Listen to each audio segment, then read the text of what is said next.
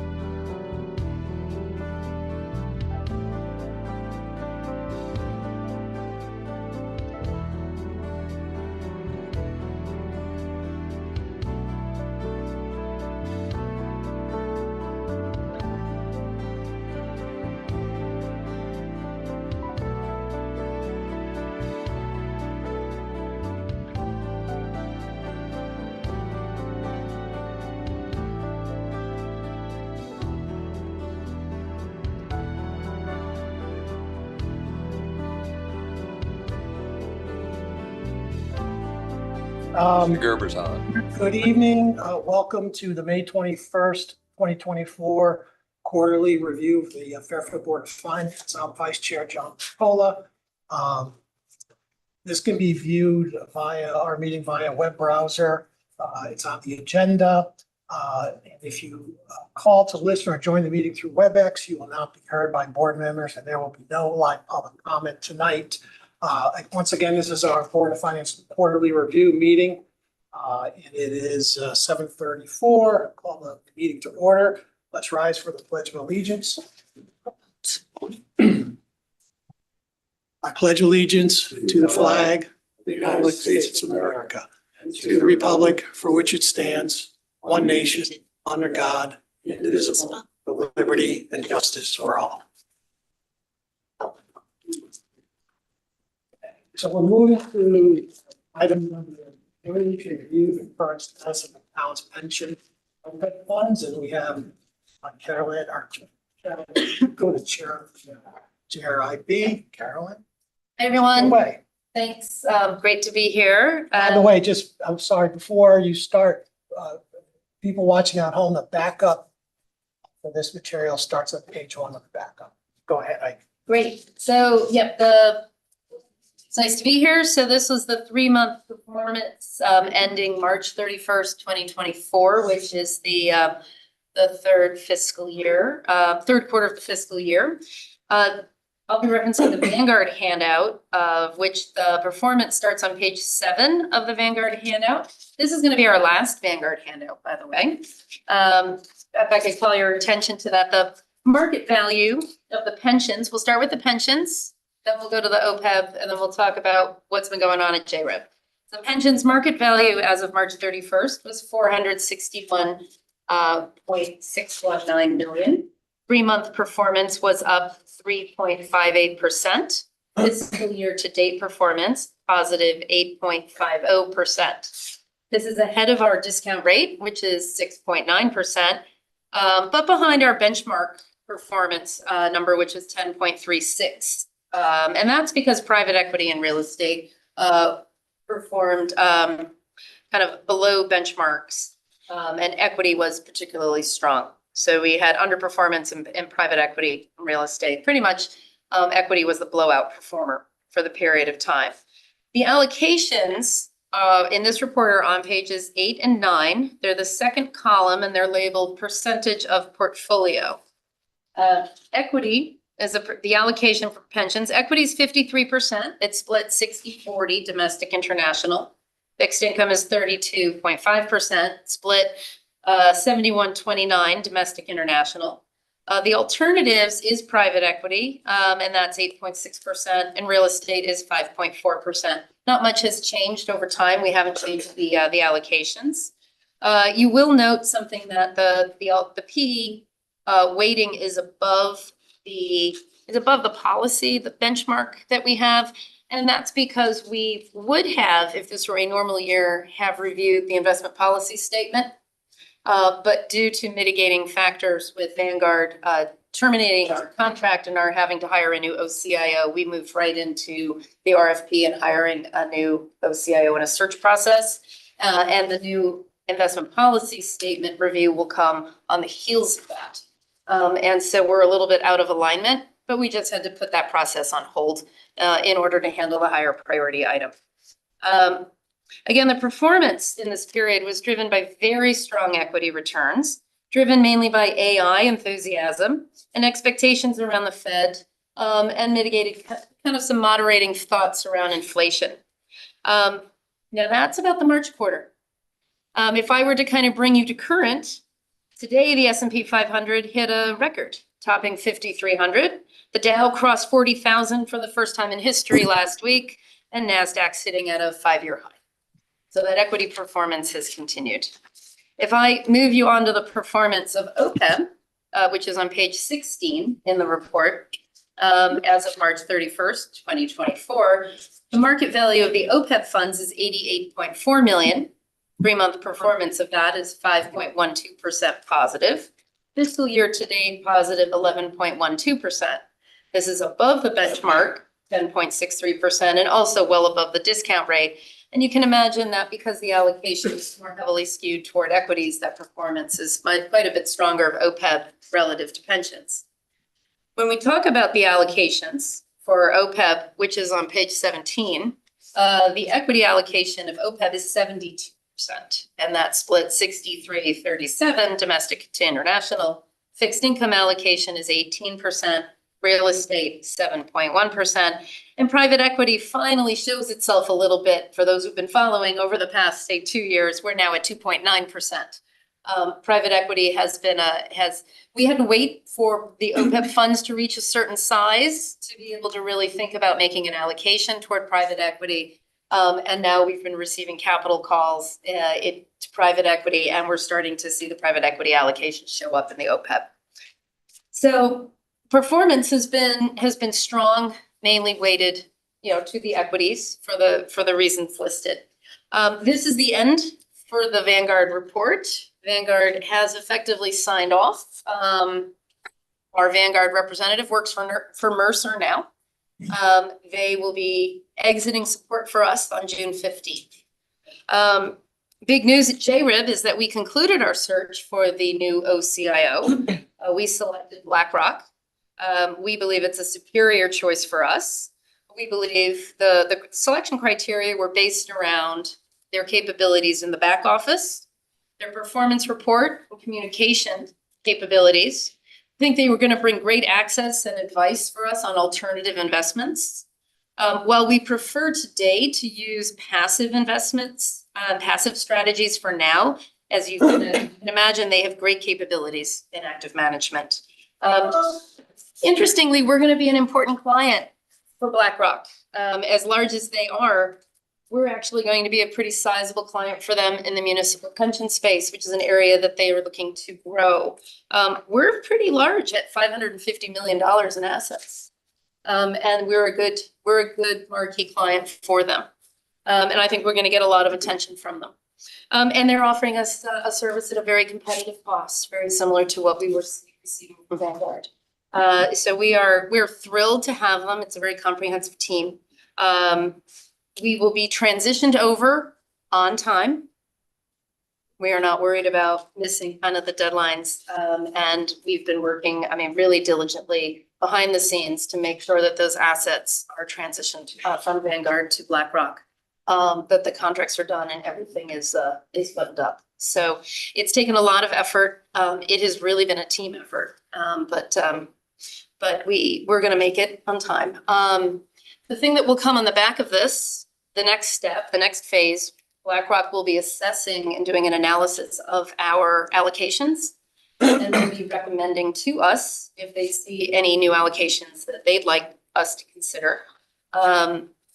They'll also present to us perhaps a new strategy around alternatives, any new allocations we'd like to make to new alternatives, not the legacy alternatives. Those stay in place. They will service those for us and integrate the performance of those into the performance reports. And they will also provide other portfolio analysis and any type, and will be available to us at any time that we want, should we have any questions. So we're really thrilled to be able to go with them. Our next JRIB meeting will be in July. That's also the annual meeting that we have allocated for a discussion around the discount rate. The performance has been quite strong. I would imagine that we will have discussions around whether or not we would change the discount rate. One thing we could do is we could actually raise the discount rate because the performance has been strong. Offsetting that, though, we might choose to leave it constant because we've commissioned Millman, our actuary, to do an experience study. We haven't done an experience study in 5 years. Typically, we would do them every couple of years. And so we might want to wait and see what our actual experience is like before we make a change. So there are lots of puts and takes. I think it's going to be a really good meeting in July. But I think we want to wait until we get all of the right people around the table in July before we make any decisions. And that's the news. So, when will that experience study be done? That takes a couple months. Okay. So I don't think we'll have that in July. And that takes a little while to get going. Thank you for that presentation. Questions, Mr. Curley? Yeah, just related to the discount rate, you mentioned the last time the study was done was 5 years ago. When was the last time that the board changed the discount rate? It's been a few years. We haven't needed to. I could have been 3 or 4 years. Is there a correlation between the interest rates in the market versus the discount rate? I would think so, but we've seen quite a rise in interest rates in the market in the last few years. Yeah, one of the best things for the funds, just particularly with an allocation toward fixed income, right, is going to be a more stable and a higher interest rate. Right, our fixed income allocation would be able to generate a yield. And that yield is going to have a nice impact into the actuarial assumptions. Right. Also the allocation toward private equity, right, over the long term, and then discounted back also helps. On the private equity, you talked about on the OPEB that we are now at across the threshold and starting to tap into that. And I think you said 2.9% was where we are now. Where's the goal? Is it 15%, 10%? The where we've allocated in OPEB is 10. Yes. And it will take quite a while to get I there. was gonna say, how long do you expect to It's gonna take get? quite a while to get there. Yep. Yes, Ms. Ruggiero. Thanks for your presentation. Couple of questions. So when BlackRock came and I assume you met with lots of different investors, what kind of ideas did they give you? I know you're waiting for their formal plan, but do they look at the plan right now with the balance, you know, and think that they were going to be making recommendations or share with you the structure they were intending for us? Did they give any line of sight? You know, they do and they don't, right? We're not that far off from, you know, a 60-40 portfolio, right? And so we don't expect them, nor do we want them to come in and say, we have a radical new idea for you, right? In our discussions with them and in their presentation with them, they seem very comfortable with what we had. We certainly are not out of line with what they would anticipate we would have, and our performance has been quite good. Yeah. You know, the one thing that does raise eyebrows sometimes is the allocation differential between pensions and OPEB. You know, the OPEB is a much more heavily weighted toward the equities. Part of that is it's a younger fund. Part of that is we're not taking distributions out of it yet. And so it can be a little more aggressively positioned. As the private equity weighting increases in OPEB, the equity weighting will come down. We're kind of sourcing the private equity from equity, right? So you'll see that allocation shift. But they seemed fairly comfortable with where we're at. I think where we might see some changes from them would be perhaps the allocation of domestic to international. Right? I think that's where we might see it. And then with this, and this might be a naive question being a newer member, however, this 10% goal that you're referring to that Mr. Curley referred to as well for private equity, who sets that and why has it been set at 10%? So Pension board set it? yeah, it's a great question. So the way that the way the JRIP works, right, is that we work in concert with the OCIO as co-fiduciaries. We work together with them to determine how the allocations would be set. We largely take their views, their assessment, but not without a good amount of discussion and diligence and rigor around the table. So I would think with the changes in the market, 10% for equity, I mean, for private equity, how often do they reassess that? The bylaw, effectively our charter is that we would look at it every 2 years at least. So within every 2 years, we would reassess. Right? So I'm 6 months behind. Thank you.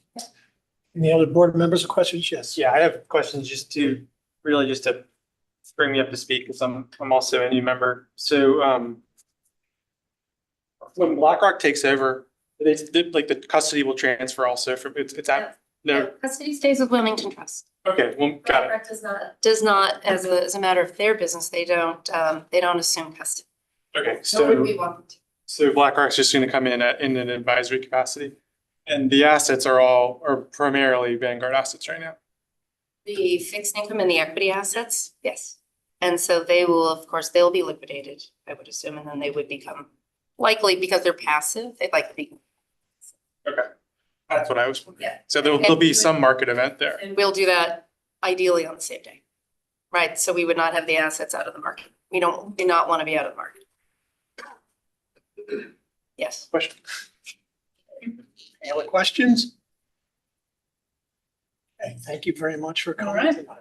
Appreciate it. You're welcome. Thanks. See you what, in September? September. You betcha. Enjoy the summer. Thank you guys. You too. See you later. Okay, we're moving along to some four on the agenda. This is to review the Board of Ed FY 24 third quarter financial update.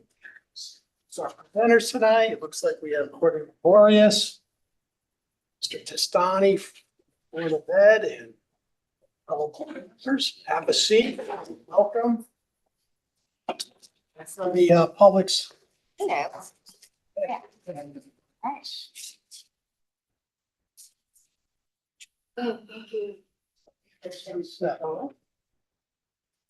Starts on page 16. I'm sorry, Yeah, 59. I have, the backup for this item starts at page 59. Okay, go ahead, take it away. Thank you. Yeah, I did mark my pages also because I know Ms. Charlton likes to have it lined up with the pages. So it starts on 59. And thank you so much for having us here to present the third quarter financial report. Our fiscal year, as we've been speaking with you about, has been challenging fiscally for the Board of Education due to legislative changes and increased student needs, especially particularly in special education and social emotional needs.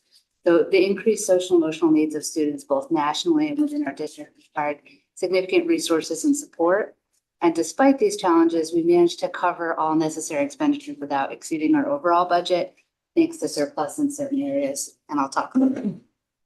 So our key challenges we've been talking about, there were legislative changes in special education, including new legislation that required us to support students through the end of the school year in which they turned 22.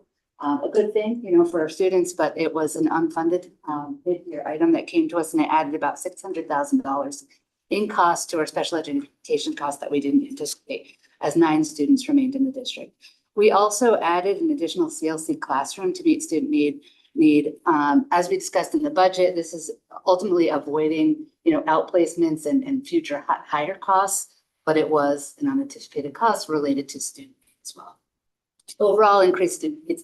We experienced higher than projected enrollment at the elementary level in certain locations and within age groups. And that resulted in sections and teachers being added to maintain class sizes at the elementary level. The social and emotional needs of students intensified nationally as well as in our district, with identification and prevalence rates rising, necessitating more mental health resources and specialized support within educational settings. I think that's an kind of surprise. We've been talking about that publicly for some time this year.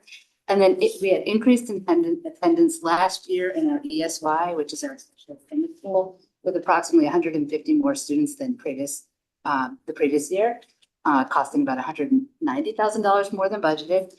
And we added, as a result of the increased student need, a program director of elementary special education to manage the needs across all 11 elementary schools, serving an identified 728 students with disabilities.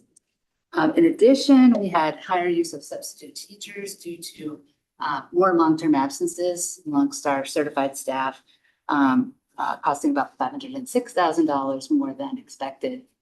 But the trend that we had been seeing pre-COVID and then just post-COVID. So we think that that's here to stay, and we're going to monitor it for next year also. So how did we come into balance? Surplus funds from various accounts were instrumental to cover the budget gaps created by the increased personnel. Number one, we had a health insurance surplus. So this was due to a different mix of coverage elections by employees than budgeted. We take the current enrollments as they are, whether they're single plus one family, roll them forward at the increased rates. They actually just elected lower levels of coverage this year, but that is adjusted in next year's budget to reflect again, what we anticipate for the changes. The utilities budget is projecting to have a big surplus. I think you're probably seeing this capability on the town side as well, due to the budget being built during a time of predictability in energy prices. As we know, since 2023, wholesale electricity prices fell by nearly 31%, and wholesale gas prices decreased by 6%. We saw the benefit of that this year, but in the budget next year, we don't expect that trend to continue. We based it on maintaining rates from reflective of what we're currently seeing. And everybody has a crystal ball about that. that would be helpful, but that's what we've been. Transportation, we've been talking to you about, we also had a surplus due to driver shortage nationally as well as locally. And we had longer than ideal ridership. We reduced next year's budget to align with the expected needs and the constraints. So we're not funded at the ideal for transportation, but it is unfortunately because we expect some of that shortage to continue to occur. These funds, along with the savings from utilities and health insurance, helped cover the increased needs in personnel and special education.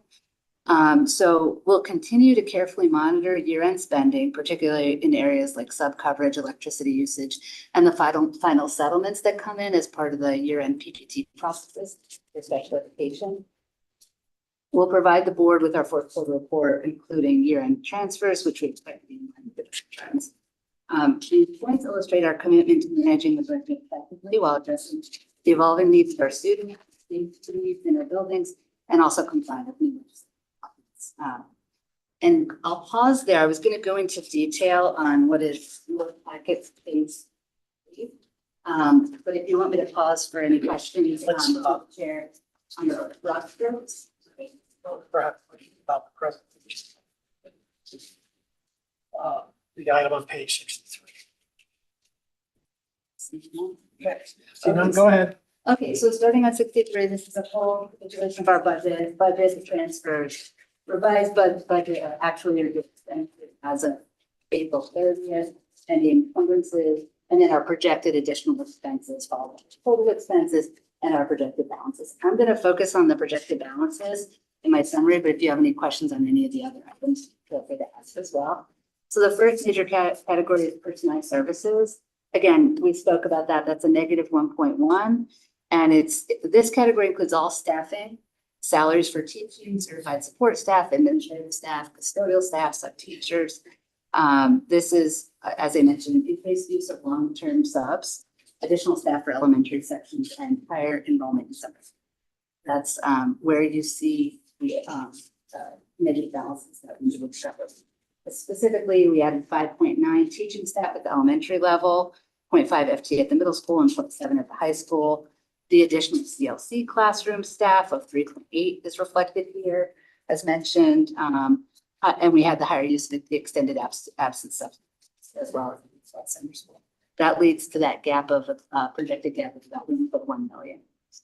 On the fixed charges, that includes health insurance, life and disability, like Medicare and our pension contributions. We anticipate a surplus due to lower than expected health insurance enrollment in specific levels of coverage. And FICA is negative, mainly due to contracts that we settled. We typically put the FICA in the wage and benefits and transfer them out. Pupil personnel, this is where our special education expenses are. So you can see on that line 16, it's a negative 1.1. Overall, in that major category, it's a negative 219 because it's offset by some favorability in the transportation line. This covers expenses for special ed services, transportation, instructional services, our tuitions for outplacement, and reflects the legislative impact that I talked about for the extra 22 students, as well as the impact of the state's capped reimbursement for excess costs that contribute to a big revenue gap for us. It's a typical thing that we have to do every year where we don't know until closer to year end how much money we'll get from the state for the excess cost because it's a capped allocation. So that's why you're seeing that negative balance in special education. We will monitor it for next year, but we are right-sized in the budget for those additional services for the age up category. School expenses. This is instruction activities at the building level, supplies, materials, all the stuff they need to run the classrooms. They spend their money, and they will be spending their money this year, coming in balance. Support expense. That's category 5. This is professional services, legal fees, business services, check-related expenses. You're seeing the negative balance there slightly because of our increased legal costs. We've accounted for that in the budget and also through the release of an RFP and potential hire of a staff member to assist in, consolidating some of the legal services and bringing down costs next year. Maintenance, operations, and transportation. favorability due to the utilities that we spoke about, the decrease in energy rates since the time of the budget being built, the capital outlay. Now, we see a status quo in the capital. This is special ed equipment, tech equipment, and other school-based equipment. This is a bucket where we kind of very smartly, I think, plan because we do multi-year planning. So in years of warm winters, we have more to spend on a 5-year plan. In years of cold winters or high heat days where we spend more on utilities at year end, we have less to spend. So we do that in a multi-year way. So right now we're showing you flat because all of our buckets where we have favorability in the budget are cut offset gaps. Days at year end as things, we get a little bit more favorability. For example, we don't have really hot May and June. We'll be able to pre-spend some of our capital outlay for future years because we have that multi-year plan. So in summary, we managed our budget to address the evolving needs of our students, the safety needs in our buildings in compliance with new legislative requirements. Continuous monitoring and adjustments will ensure that we stay aligned with our financial goals and also address any emerging needs. Wonder if anybody. Sure. Yeah, let me ask you a quick question before I go to the board. The fixed charges indicated that the number comes from lower enrollment into the health. Insurance benefits plan. So you had to hire more teachers, so it's kind of curious to me. Yeah. Why you have lower enrollment if you had to hire more? Do Yeah. you have any explanation for that? Or? So there's two things. This is actually overstated by 200,000 because we already started our Q2. So it's a $700,000 surplus, not a 900. I apologize. There's a minor error in the retirees. We were assuming the retirees were enrolling at the same rate as they were last year. And we don't see the big balloon bill until this next payment. But that said, yes, it's a big number considering that our headcount's going up. So we drilled down because it was odd to us also, but we have a lot more people electing lower levels of coverage. When we build our health insurance budget, we take everybody as they're currently enrolled. We don't make any tweaks or assumptions about the future next year. Everybody that's on board today and enrolled, so an attrition is built in, because you've got to factor it. And then we add the vacancies for next year. Last year, when we built the budget, we don't add the vacancies. Then we add the new hires for next year, not the vacancies. So it's active plus the new hires. But this last year before, we did add some vacancies to it. So this includes a little bit of a vacancy assumption. And it also includes the fact that people were electing lower levels of coverage for some reason that we don't really understand. But they're not electing family as much, they're electing single more. So just in a partnership plan stuff, right? We're the kind of partnership plan. So I'm on it too, right? So there's single coverage and family coverage and. We have single plus one, so it depends on how your individual employer sets it up. So there's different options there's three options. Yeah, we have 3 options. All right. Yeah, and next year's budget only took the onboard staff plus the new hires, meaning, another 12 that were part of the new hires in the budget. So that's just to say that I think we're pretty conservative in the health insurance budget next year, so we're just gonna have to watch it. But yeah, it's a big number. It's fortunate this year that we had that big number to cover up. Yes. All right, sorry. That's good. Is any other board members have questions about this material? Thank you. So after all the puts and takes for the quarter, basically got down to break even. We We anticipate. got to $861. And some of these costs are going to be permanent in nature in the sense like the staffing and the students going to the age of 22. So that's going to cause a permanent challenge. I don't know if you factored into the budget next year. It was. Yeah, it was, It was. yeah, Yes. yeah. Okay, so you already have that in the budget? Yeah, my only concern next year is that some of the substitute cost was attributed to long-term absences, but we do have a high daily absence rate. Our HR department does an amazing job in filling those with sub coverage. We're around the 80% mark in fill rate, which is excellent compared to many of the other districts that I've spoken to who have services that can't hit that number. But we do have a high daily absence rate that we have been drilling down over the last 3 months to monitor very closely as we move forward, because pre-COVID, it wasn't as high excuse me, as it's been last year. And now this year, we're running a similar number of daily absences that's causing our substitute budget to get blown pretty early in the fiscal year. So we're gonna keep a close monitor with that and, start having some conversations with folks that may be abusing sick time. Are there any items in these various puts and takes that we see here that were not anticipated in the budget for next year that we should be concerned about? The subs, that. Mr. Just the Castano Other subs. than just the subs? Just the subs. We're working closely with the collective bargaining units so that we can put a plan in place to address some of the folks that may be abusing time. As we have the subs possibly continuing at the pattern you're seeing, the odds are you're gonna also have some offsets with the healthcare. You obviously have, as you said, new hires to put in. If you don't get all those positions filled, you're gonna not have a fully loaded head with benefits. So you're gonna have some benefit there that will offset the impact of subs and things. So you have it seems like we're with another quarter under the belt, feeling okay still with our budget. Yes. Yeah. We put a pause on some of the spending just after Q2, just waiting to see what happened with the utilities and subs. And they put some measures in place that we did see some alleviation. Subs and, like Mr. said, we'll monitor that next year. Good job. Thank you. Mr. Curley? Yeah, thank you. So yeah, just looking at the quarterly trend, and I appreciate the idea of recognizing that after Q2, you guys had a big challenge with half a year to go. And kudos to kind of, obviously things had to go our way, but still kudos to managing now to virtually breaking through Q3. We're halfway through Q4 and the school year is right around virtually over, right? Just a couple of weeks. Can you give us an idea of where you expect the full year to come out?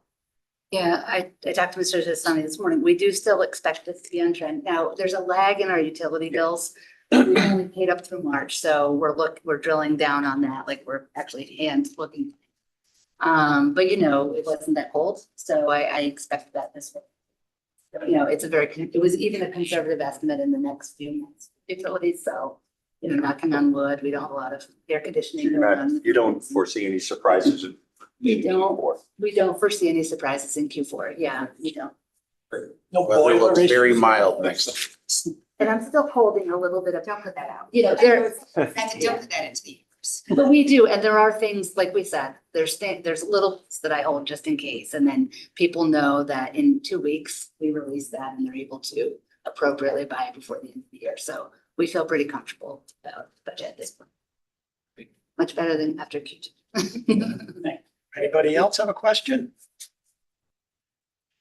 Seeing none, you're off the hook. We'll see you in September. Okay. Enjoy the lovely evening. Before we go to the next item, I'm curious, Jack can hear. Jack, can you hear us okay, Jack Testani? Yeah, no, I can definitely hear. Thought that was a great presentation, by the way. Yeah, it was. Jack, if you have something, I haven't been looking, so if you want to ask a question, just shout, okay? Yeah, no, I will, John. I'm normally not shy, just so you know. I know that. All right. Thank you. All right, so moving along, we are on item number 5 to review the town fiscal year 24 third quarter financial update. Our controller, here. Evening. The floor is all yours. I love it. We're just a little past 8. We're trying to do a great job. Nothing to do with me. Go ahead. So I only have really not a lot to report, as you guys can see from the summary sheet. We're pretty much stable at the expected surplus of around $9 million. So you're going to see a lot of familiar numbers from Q2 to Q3. Again, it's a lot of the same stuff. If we start with the revenue, not a lot's changed at all. Again, with the taxes, you guys know. Caitlin, just one second, just, I apologize for the public's reference. It starts at page 70. Go ahead. Okay. The tax being the first one, the $1 million been there since Q2 due to the tax sale that we talked about a couple times, and I believe you discussed it in your budget proceedings as well. Investment income, again, the 5 million is still holding strong. Expecting that to go steady through June 30. Conveyance, Betsy gave me a number that was slightly more favorable, but again, the same type of low refinancing, low inventory, but basically almost coming in a budget for the conveyance. Building permits, fire marshal kind of go hand in hand, going to be on budget. Nothing really extraordinary has changed there. A couple of big apartment buildings, a few dorms at Fairfield U, but again, on budget. Park and Rec rev, a little bit higher, but again, the same stories. This is, now they're kind of ramping up. It's the beach, it's the programs, the golf is doing well, as Mr. Curley can attest. The warm weather has been good. For Mansion, again, about a $45,000 favorable variance, and Jackie Durrell, another projected 30 or so. So again, a slight increase, nothing major. State revenues held steady at 9. The other revenue, again, just a lot of small little revenue line items going back and forth that you guys could read about in the comments. Went up about 50,000, nothing really to note, just higher, see some conservation permit fees that were coming in a little bit stronger. Subtotal for the revenues, the 8.3 was compared to the 8.2.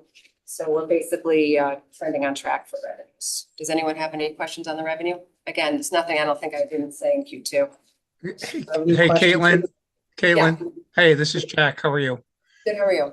Good. Just got a quick question on Penfield. Have you gotten a chance to talk to him? Obviously, it's not going to be revenue generating. I just wondered if there's any updates from anyone on whether or not the building will be useful. Is there a potential for revenue? Perhaps not this year, but within the next, let's say, 10 months. I just wondered if you had any feedback on Penfield at all. The only thing I could say to that is I ran into Eli today in the hallway and he said everything is progressing as planned. So no idea of any projected revenue within the fiscal year, let's say. No, definitely not. Now I can't recall, Frank, was there anything coming in 25 or was it after the June 30th cutoff for the next budget year? Do you recall? No, there was an estimate of revenue for FY25. Okay. How much, Frank, do you remember? Not off the top of my head. I was just curious. Okay, that's fine. Hey, Mr. Testani, if I'm calling, Mr. Becker, maybe you can correct me. You think Penfield, the goal was to have it completed by next spring? Is that still on track as far as you know? Yeah, it's still on. Late winter, early Yeah, no, spring? he's saying still on track for, I call late winter, early spring would be a small revenue amount Right.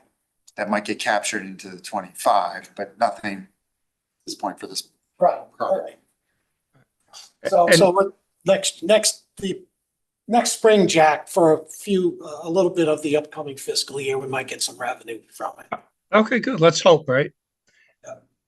And just, Caitlin, we had a nice mild discussion on collection rate. So just curious if you had some feedback on where we're currently at. Yeah, our current collections, I got the report through April, actually. We're basically at 99.16% of the budget. So he's right on track to get to the budgeted, which I believe was the 98.93. So he's comfortable with that. Again, this favorable variance is really is the tax sale stuff, which is the prior and the interest on those properties. Okay. All right, great. Thank you. Yep. Any other questions from board members on the revenue?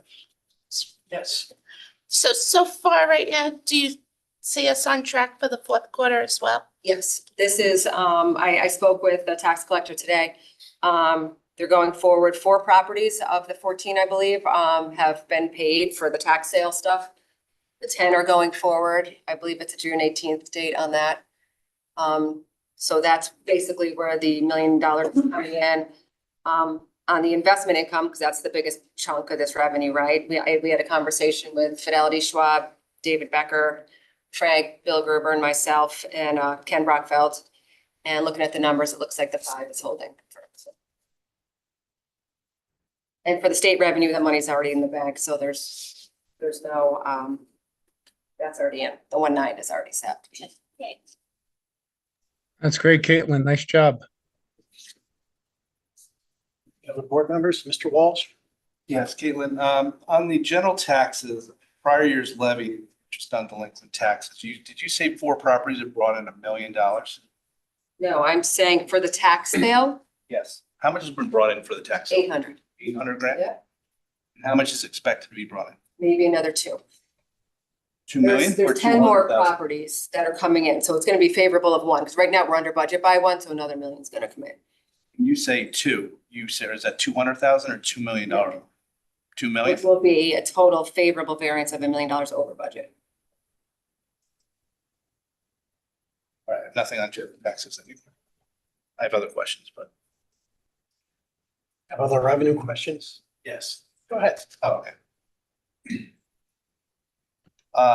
On licenses and permits under the IWPA permit fee / slight dis, explain the comment and which lines it would affect down below.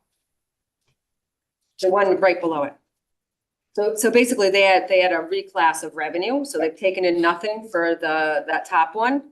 And we're expecting $150,000 favorable variance on the one below it.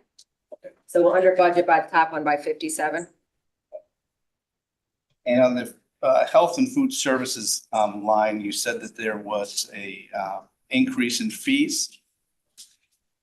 Increased number of licenses and increased late fees collected. Just late.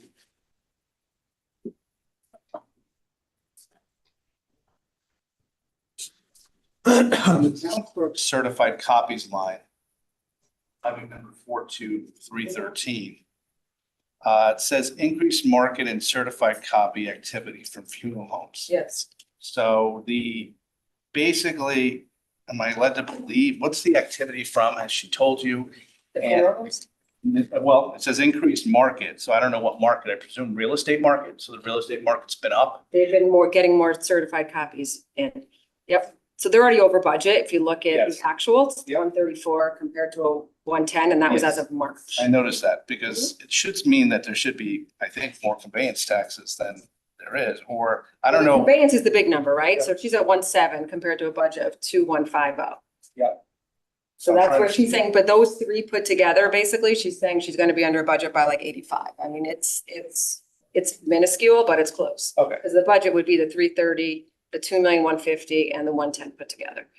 and the activity from funeral homes, are more people died this year No, than she said normal there was a new years? state reg that she talked about in her budget hearing. I wasn't there. No. So it's more fees? I don't know. There's certified copy activity. I'm not sure. She said she spoke to you guys about it. I'll follow up. Okay, on the next page, under town dumps scale weighing.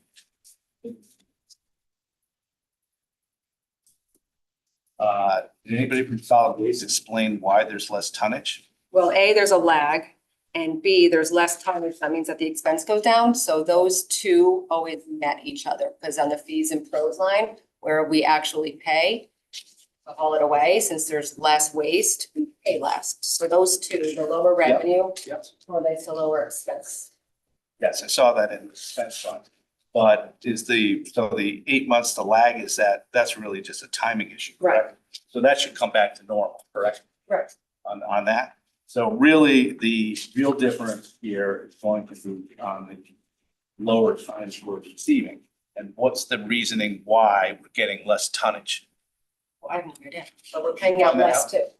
So they net to zero. You can find that out from. Why there's lower tonnage, why people are paying less. Yeah, why are we getting more and should we be budgeting, should we be changing our budgeting because we're getting less tonnage? I would like to know the reason. Maybe you did. Did you do it in 25? You reduced it.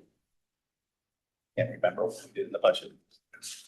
Can Well, I anybody think here, the whole can thing anybody was here, remember what we did in regards to the budget item? Isn't the whole Remember? fee structure Fees changing? would go in. 24, 25. 25, it got completely reworked, which Right, actually the whole fee did, structure. it had the higher fees, but actually then drove the tonnage down, I believe based on experience, but also projection of potentially a little bit less in that particular year, so. Do you have that, Frank Mangieri, in our budget discussion for the, It really, to be honest, I don't think it was discussed that much. I know it was asked when the last time the fee was increased. I was don't remember changed, the, right? yeah, Yeah. was changed. I don't remember the volume being discussed. But we could follow up as far as, what's lowering the volume. Could follow up with that. Can you follow up in this email, board members, on that? Yes, thanks, John. Thank you. Under miscellaneous finance, it states that the reasoning for the difference will be under budget is due to the KERMA membership equity distribution this year. Why wasn't there a distribution this year? We asked Kerma that, and they said that as a board, they decided not to give any municipality any member distribution. Okay, do you remember a year since you've worked here where that's happened? I remember us getting one in the recent history, but I don't know if we've gotten it every year for the last 17 years. I don't know that.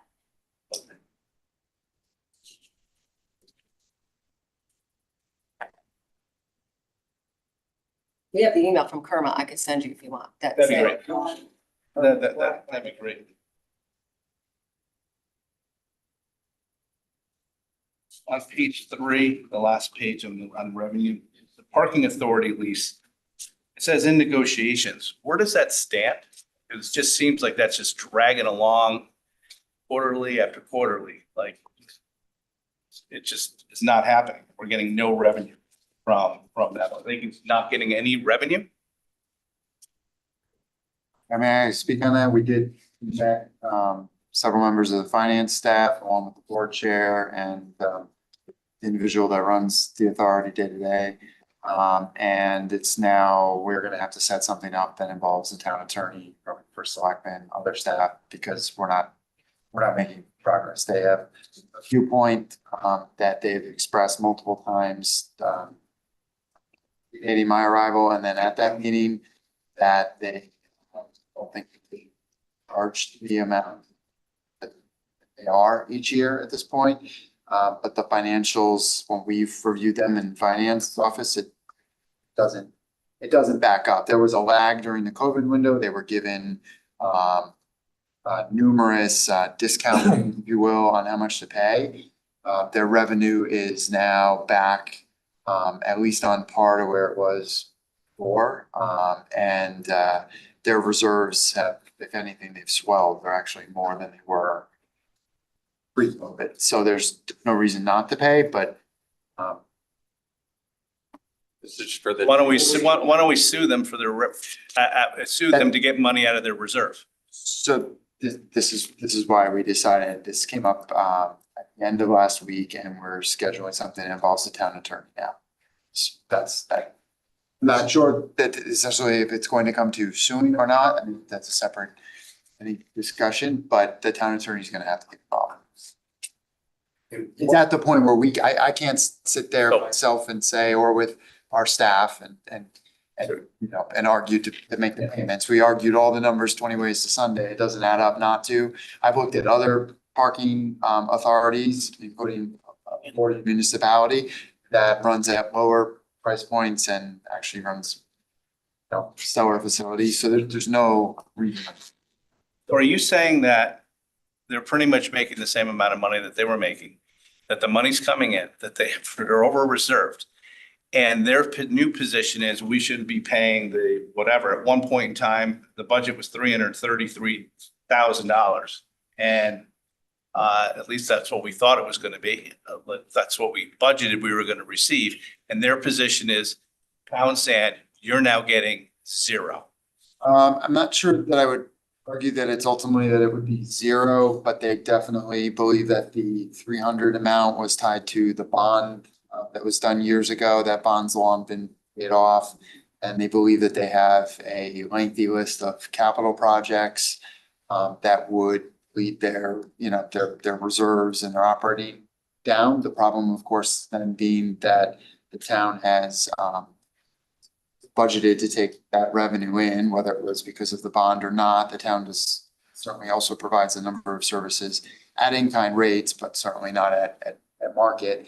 Additionally, from a capital perspective, if you look at their list of capital items, it isn't significant, several $100,000, which they have more than enough to do. I don't have the numbers in front of me, but we can certainly put something together and send it to this board so that they can, get a handle as well. I think you'll review that, and I believe you'll find yourselves thinking the same things that myself and staff were.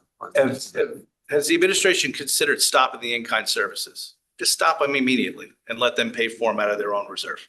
So it's, when I say in kind, that sorry, just to be clear, it's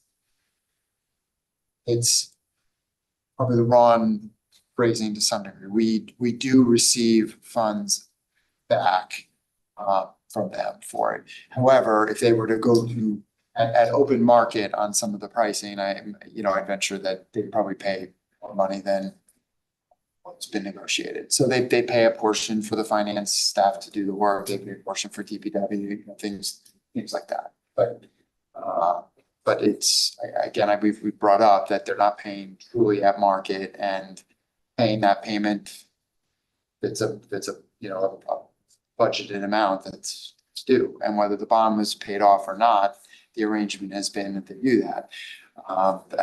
They brought up things like, what if we had a big issue with revenue? And I said, well, you look at what happened during COVID, the town did step in and say, your revenue plummeted, you don't have to make the payment. But if your revenue is back up, it's time to make the payment. Do we have to have this parking authority, or can we disband it and then do it ourselves? Into that as well.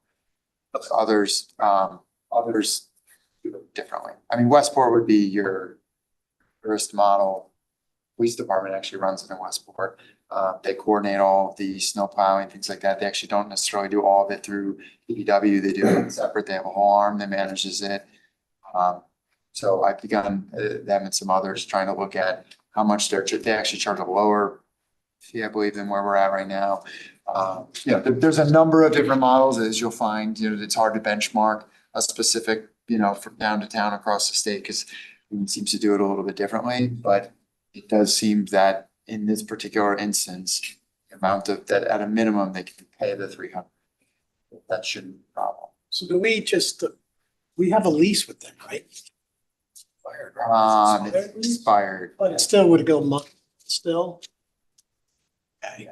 So again, this is now why we met about this last week. There was discussion of the selectmen staff on this, because it's kind of come to a point, we're getting closer to the end of the year. It had sat during the transition window, then it came to me. It took longer than we wanted to meet with them, but they wanted their board chair to be there, so we accommodated with a longer timeline. And there were a number of people in the room that had history on this, on the town side, and it's now sitting. So that's where, getting an attorney involved and then trying to take this head on. Normally, when you have a lease that expires, terms of the expired lease continue until you negotiate a new deal. So What properties are covered by this lease?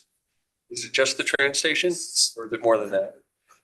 Correct. I don't want to misspeak on the Mill Plains term, but that has essentially been kind of abandoned out of it, and everyone's is in agreement that that's not being used, and it's not going to be used by them at this point. They can. Was that part of the prior lease? So they were making payments on it at one point. And I know COVID changed everything with respect to that lot, but I guess my point is, do their number of spaces that they are leasing effectively go down? So the 333 should now be 310 or 290 or something like that.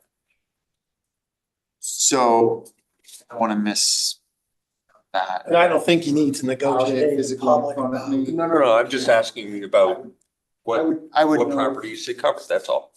Yeah, so get a copy of the most recent and send it in the most recent set of the financials. I know that would help.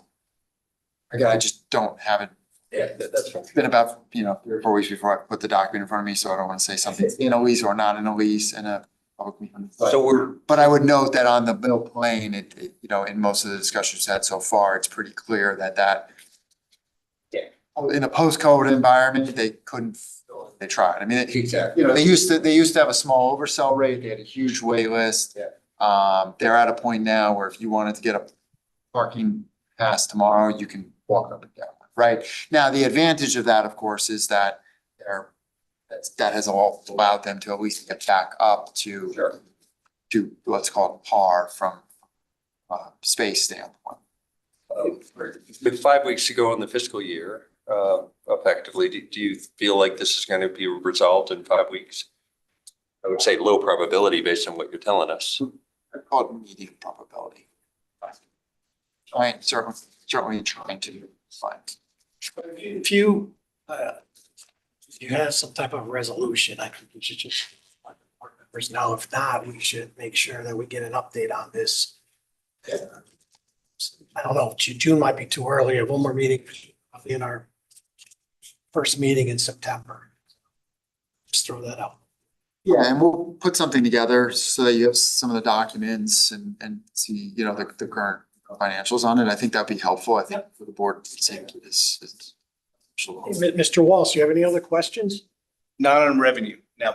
Okay, so let's have, anybody have revenue questions? So we still- Hey, David, I just had a quick question, John. Can you provide some of that other information from the surrounding, whatever info you've got? I know you mentioned Westport.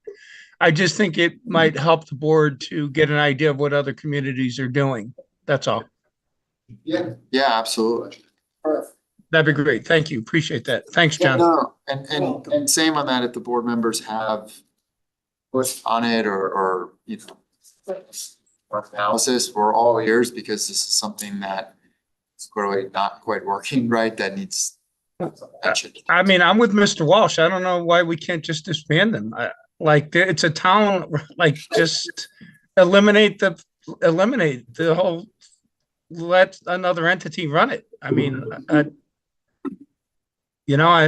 right? I mean, aren't they under the town auspices? They're kind of separate, parking authority, so, but there might be a mechanism to do that, Jack, but we'll see. We'll get an update and, I think the better thing was to reach an agreement with them hopefully and live happily together, but sometimes you can't do that, so. This policy, do you have an update on the expenses? Slightly less favorable, but again, you guys are familiar with some of the numbers, why it got less favorable. Vacancies churn stayed the same. We're expecting basically around 600,000 favorability there. Currently, there's 3 police officers, 1 park supervisor, 1 AEO, 1 library, and a recent 1 park rec employee. So that's within that number as well. In What addition, position is that? the Parks and Rec person. it was just today. So it's an office person, park and rec. Office person. Thank you. Park and rec expense got a little more unfavorable, again, due to the favorability on the revenue side, again, just higher seasonal, part-time, golf, part-time employees. So that went hand in hand with the revenue. The next 2 items are actually transfers that you guys made from the contribution to surplus, the 500,000 for the UI. Legal fees, and then the most recent, the salary transfer that just happened in your May meeting for the 111,000. I'm gonna, the next one is a new line on this for Q3. It's the FCRD. There's potentially a shortfall. As you guys know, it's a newer organization and it's in conjunction with ECC. Oh, the ECC. Yeah. So there's been a lot of this is contributed to a staffing issue that Frank's going to kind of touch on, in addition to some lower revenue, right? Because this fund is a standalone fund now, and in theory, it should support itself. So there was a couple of revenue lines that were shorter in that the state contribution was about $35,000 shorter. Lower than we thought it was gonna be for this fiscal year. So Frank reached out to the state and got the calculation and they're looking into that. In addition to, there was a budgeted piece from potentially bringing on another municipality that didn't happen. So, that's about 165,000 of a revenue shortfall. And in addition, on the expense side, there's higher expenses than anticipated, largely due to staffing issues having there. But Frank, if you wanna just touch on that real quick. Yeah, so the on the staffing side, the FCRD experienced a number of voluntary leaves and so on and so forth that reduced the manpower there. And with the FCRD, it's not just a matter of, like an office job, you can get somebody within a month and then have them ready to go. It takes about 9 months to train them. So in the midst of that time, you have overtime accruing to make up for those hours. So as of today, they are back up to fully staffed. So a lot of this, was due to a high burn rate in the beginning. I think we budgeted 350,000. It's I think I'm looking at an expected 600,000 or so. Those are just rough numbers, but it's really due to that fact. I will say I'm doing an analysis right now to look at the cost benefit of anticipating that 1 or 2 people will leave a year. So maybe we can hire, because it does take so long for them to train, so we can reduce the overtime there. Also, from a public safety perspective, it's better to have more dispatchers than less. I can answer any questions on that. Happy to answer any questions on the revenue side. Caitlin mentioned the state aid formula. I did notice something that I had a couple questions about. The state's been very good in getting back to me, and when I had that question, I think they're just looking at some additional details. So I'll probably have an update on that. The revenue from another municipality coming on. We talked about this during the budget hearings, and I did not budget that in the FY25 because I didn't think it was reasonable to assume that we would get that revenue. So there's multiple things, headwinds here, and I can expand on any of them if anybody has any questions. Mr. Walsh. Hi, Frank. How are you? Hey, how's it going? Good. So are we to expect that we're gonna have to be budgeting more on this line because we're the $310,000 short? You're saying on the overtime line? Well, I'm just talking about in the entire shortfall. Are we gonna have to start budgeting more? Because you said you want to hire more than less in regards to the ECC people. I presume that's because you don't want to have to pay overtime, correct? So you want to start hiring more. You want to start hiring more ECC people so that if somebody goes out, you have extra people. Yeah, so I think you have to be very careful with the term of hiring more, right? If I hire 2 people and 2 people leave, then I just kept the bottom line number the same. So we're not adding headcount to the facility. That's not the intent. I think I asked, human resources to give me numbers on, traditionally how many people have left this bargaining unit from the town to get an idea of yearly how much. So I think if we assume that a person leaves a year, I think is reasonable to say. And from the analysis I performed, I think essentially it's break even where, you're going to pay that person. Right. So if you pre-hire, somebody doesn't leave, well, obviously you're paying somebody and you otherwise wouldn't have. Right. But say you hire someone in July and then in September, somebody retires. Well, now you have that person ready to go. You don't have to wait 9 months to get somebody. So that overtime isn't going to happen. So there'd be savings on the back end there. So what I'm finding, and I have to review the analysis with the captain that's billeted at the FCRD, but we're running that analysis. I don't think you'd have to budget more doing that. I think you just break even number wise. Are you finding a trend in why people are leaving? Is it because there's so many towns to cover now and they find it stressful? Is it because we're not paying enough? So other communities are poaching our trained people? Or is there any other trend that you've seen on the reason why people are leaving? the FCRD? You know, I could speak to some generalities as far as, sorry, I don't even think that's a word, but I could speak generally on some of the challenges that they have. The contract is expired, and it's under negotiation. And obviously, if it had, it would be at a lower rate where other people could go. I think probably the police department would be able to say better whether, you know, people are leaving because it's, you know, it's too hard. I think part of the plan to address that was put forth in the budget to hire a civilian director where there could be protocols to make that easier. So I would say the contract is negotiated. The rates are a little bit lower because it's still outstanding there. I know they're currently under negotiations, but that's my general knowledge of it.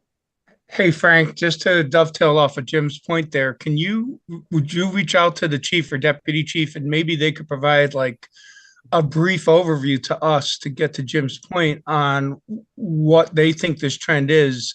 We know in general how long it takes to hire and train a certified police officer. I don't believe it's the same amount of time for dispatch, but so it is time consuming. That's one. Two, maybe we can get some more insight from the senior officers on A, what's been happening, and B, how that can be prevented or addressed as we move forward with the ECC. I think we all are concerned about staffing levels and what the impact could be to the budget. Sure. Thank you. Appreciate it. Yes, Mr. Becker, you have a comment on that? Some of this did come up under the budget. They are finally closer to a full staffing complement. They were in a significant vacancy rate during the year. They are below market in our benchmarking.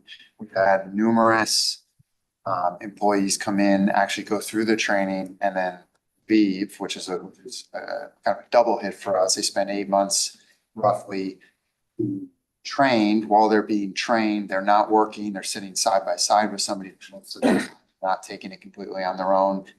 So that is, it's not shorter. If anything, at times it can be longer than, police or fire to get somebody fully up and then out on their own on the telecommunicator side if they have no history at all in the field. We've lost to communities like Norwalk that are paying more and then also have simply one municipality. So to Mr. Walsh, your point about having multiple municipalities, that definitely adds complexity. So you pay appropriately and then you need to staff appropriately. So one of the things I believe that came up during the budget, possibly as an issue, but they're actually there are shifts where they're so short staffed up there that you want to go on break, you're going on break with a headset, or you're going to the bathroom with the headset still. You basically have to plug it like in and out very quickly. That is not a normal working situation for a telecommunicator. They need those breaks, especially if they're hired off. Let's say they have a busy shift on a weekend and then something occurs on an overtime that they're forced, and then they're told that they can't leave. They actually have to stay for like a mandated window. By the time you add all of that up, it's not a great situation. And so paying appropriately and staffing appropriately are very important pieces to this. And I know this came up a lot during the budget, and that was why there was money in within the FCRD's contingency to midway through the year work on once we get a civilian director in to do some additional hiring, because they're sort of at base even when they're at 100% of what the budget is right now.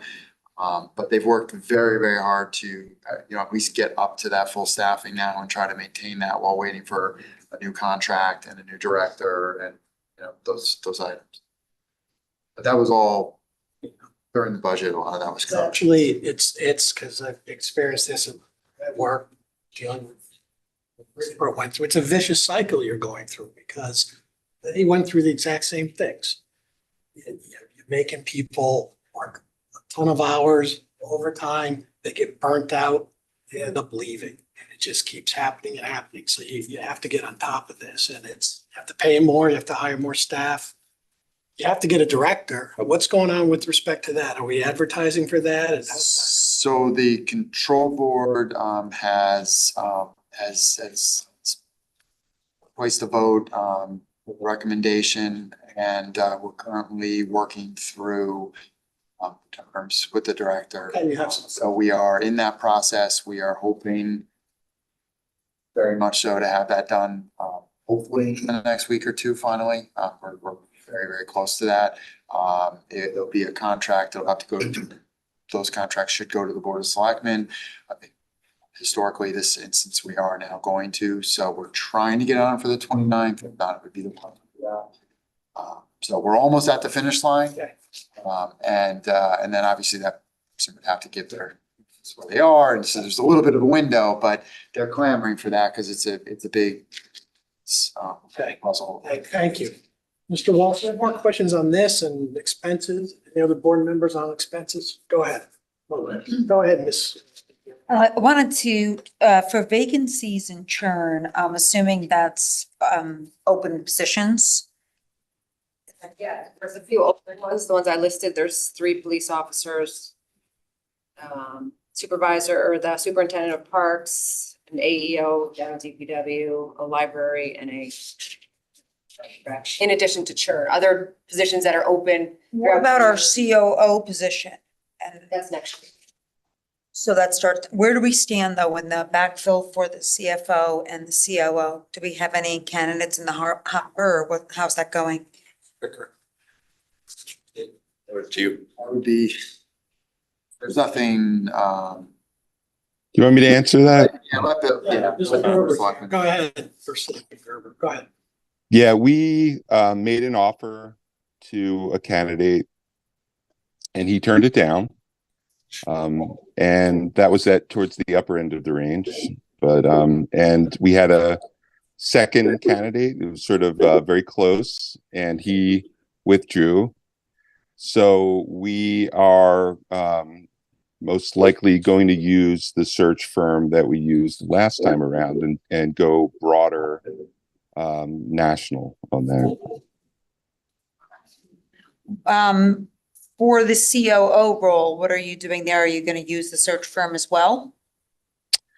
We may, but I'm most concerned about the CFO role right now. I'd like to fill that first.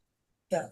When we had started this process, I believe you said Mr. Becker was helping out for the budget season in particular. Are you going to stay on to help while we don't have somebody so that someone's there, or do we have a plan in place for that?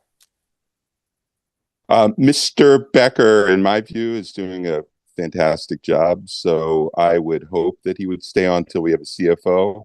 We had 12 resumes, I think, and narrowed it down to the top candidates. And unfortunately, and we've had a lot of discussion about the range of pay, but you know, maybe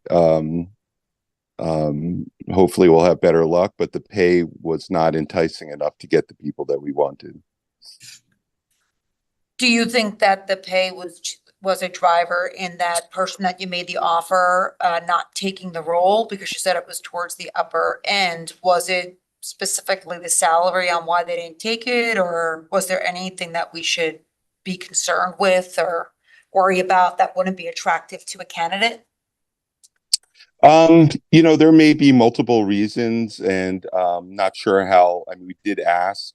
We're not really sure how honest the responses were, but I think there was some concerns about the turnover in this office, so that you know, someone's looking at it, well, if I get this job and you're out, Bill, in 4 years, am I going to be out too? And you know, what I said was, if you know, what I said was that if you're doing a great job, I think CFO can stay here, you know, for their whole career. But I think the main reason was that, we have a lot going on here. People are working very hard. I think the person that we made an offer to is already at the level or maybe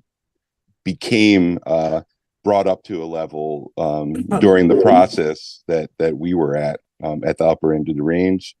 And I know there's feeling on this board. I mean, I personally wouldn't want to go much higher, but that sort of is the market right now at the upper end of the range that we were offering and beyond that. So. Okay, I appreciate the update. Thank you. Thank you. Any questions on expenses? Excuse me, Mr. Walsh? Caitlin, can you explain how the vacancy number doesn't change for 3 quarters in a row? I mean, it's very specific numbers. Is that just I guess, how do you calculate that? It's an estimate. So the way that the full-time, this is full-time only, right? So the way that the full-time works is the employees are in payroll. We encumber everybody's remaining salary throughout the year, right? So we can kind of see, I could see as of today, what's available, right? But that's only active employees. Do I know when they're gonna leave? How long the position is gonna be open for? No. What the new person is gonna be hired at? No. So this is an estimate. This is what I think right now. So right now, if I ran the report, it would say like maybe 700,000 available, but are any of those listings that I just said that were open gonna be hired? Yeah. And there's vacation payouts potentially. I mean, it's, you don't really know until I run that last payroll. Is the vacation payouts in this number of 600,000? Yes. Okay. The ones that I know about. I mean, again, Yeah. if someone leaves tomorrow, I didn't know they're gonna Yeah, leave. sure. I mean, I don't know how many days they have and it's all calculated when it happens. And the Parks and Rec superintendent, that was Mr. Novak, is that correct? Okay. Is that person being actively sought after? Do we have a search firm on that one? Because it seems like a pretty big position. We moved all the DPW workers over, or half of them, or maybe slightly less, more. I'm not exactly sure of the number. But we do not have somebody who's the top supervisor of them. There's not currently a job posting for that position. Okay, how long has Mr. Novak been out of the position? 2 weeks. I don't have the exact date. It's in April. Is there a reason why we haven't started the search for, it seems like a pretty important position. It would be like the DPW director being, gone. Wouldn't necessarily classify it in the same realm. The DPW director runs a significantly larger. Okay.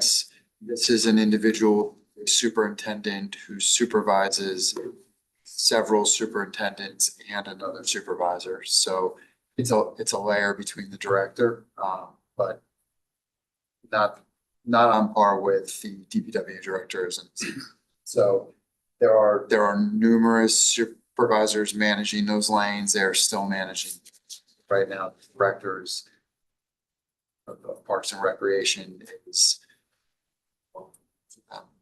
Okay, is there a reason why we're not looking for somebody for the position? We are intending on posting that. We are working on making sure that the job description and the hiring terms for anybody who comes into that flexible. We look at having that individual and other departments work together. One of the things that we're certainly looking at is efficiency across function. So there are a lot of things that are very siloed out. So one of the concerns is simply hiring someone in that position with the exact terms and finding out that that person might be able to do some sort of, some additional functions. And then their hiring terms, job description work completely based off of only Parks and Rec. So we're trying to rework it so it's a little bit broader. Is that a union position? That's a non-union. Non-union position. But as I pointed out, not just because it's a non-union position, doesn't mean, and even just because you can, doesn't mean you should hire somebody for one thing when you're in the process of trying to look at, other across all departments. and Point being functions. it's gonna be easier for us to change job description to fit our needs. You won't have to associate that with a union. We're just trying to do right by a new employee on the way in and also seek out potentially broader. Jim, I'm sorry, I didn't mean No, to. no. Yeah. Do you expect That- do you expect to be looking for somebody within the next 30 days? I would assume so, but specific commitment on timeline. Okay. But- So, Kayla, I'm just asking you your process. So are you assuming like Mr. Novak's not going to be hired before June 30th? When you do your calculation? I'm looking at what's available right now. So he's not no longer here. Yeah. So there's favorability, that's in that number. That's in that number If- through if June I 30th. knew- If I knew something, again, he got a vacation payout. I mean, there's a lot of things. And then I'd have to know, A, when the new person's coming in, and B, what the salary is. Gotcha. Do I know those things? I don't know those things. Is there a way to prepare? I'm not trying to make this very complicated, but just so that we on our board have optics into who's on this churn list quarter to quarter, because you know them and I know you explained to us. I don't know the current piece. I don't know if someone leaves in DPW and that position's vacant for 6 weeks. I don't really know that until the new person comes in, and then I look at the availability after the salary's encumbered. But you would know what department there's a position in, correct? You know the position. I know You know how long vacancies as of today. Do I know what they were? I don't know, February 2nd? No.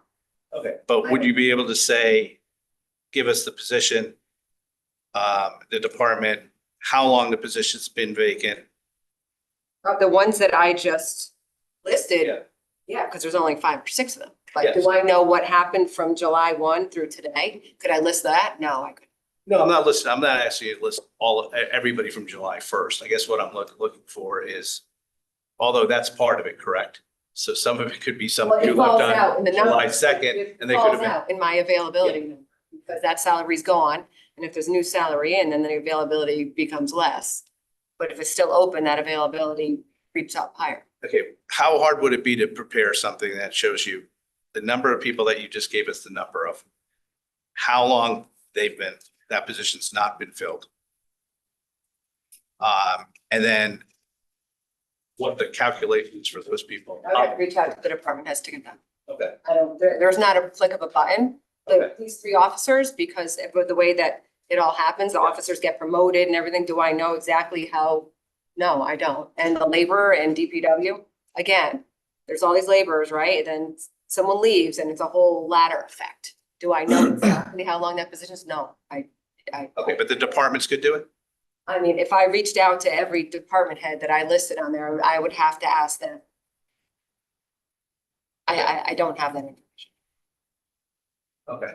I think we should talk about, I don't know if we have to waste time tonight, but I think we should, for another meeting, talk about this.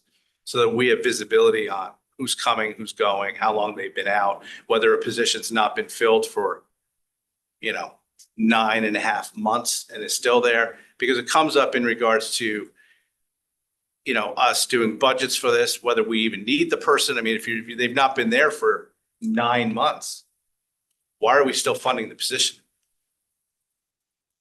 So, hearing a number like I appreciate your number. I appreciate your calculation on how you do it, just by showing, I guess, what is still due and you don't expect to be funded by the end of the year. But I think we need some type of, on a quarterly basis, what positions are outstanding? How long have they been outstanding?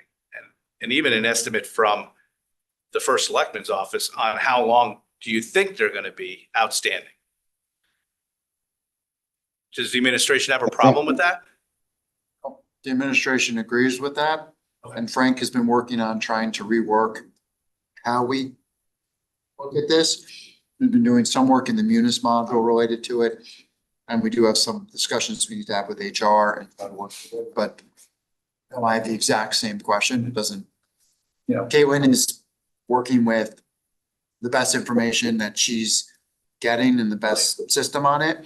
So it's not, honestly, it's trying to get Caitlin and others better tools, and the board should have visibility as well. Yeah, and maybe it's the number. I totally trust the number. I would just like some more visibility and optics into who's out there, what positions Why is they are. position A, why hasn't it been filled for 7 months? Exactly. What's the reason? Or even if it's been 3 months, to be able to ask the question to the administration, are you planning on hiring somebody? Or is there a reason why are you changing the mechanics of how you're running the department? But same, good question about a specific position and a timeline. I can remember times when the economy was tight and there were freezes, and then you have to make decisions about, okay, hey, we really want to fill this one, but we need to wait an extra 3 months, we'll get some savings. Over here, we absolutely have to. You can't make that decision at the executive level or at a board level. And it's right. And I respect that, and I totally respect that, and I know that's your job as part of the executive branch to do that because of freezes. That could just be frozen until further notice based on issues, or however you want to write it down. But we would know then to either ask a question about it or not, or the next quarter, no, not to ask a question. It's still the same freeze because things are still not great. So I guess it's really not a Caitlin issue. I appreciate your number that you give us on the vacancy, but I think we need more optics from have the administration figure out how we're going to get there. Thank you. Okay. More questions? I do. Go ahead. Unless I do, but if anybody wants to jump in. Mr. Walsh, we got the floor. Okay.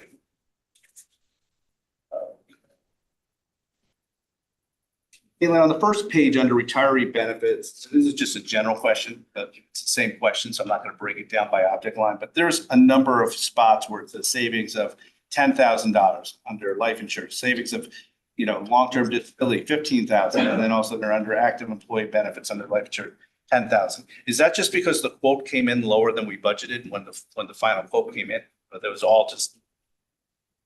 A lot of these numbers, I believe, are based on actuals. So if there's no one in a position for a while, then you're not going to pay a month's worth of life insurance. So it could just be part of the churn that's the savings from it? Correct. Okay. Okay, if you go to page 3, 7. On all the fire lines, I'm not going to pick any in general, but is I just read and saw photos of the lieutenants being promoted prior to the new budget year starting. So this is the third quarter, so that hadn't started, correct? We'll see that in the fourth quarter numbers, Correct. how those changes will affect it. As of when I reached out to the department heads, fire told me they were going to be on budget. So overall. For the whole year. Okay.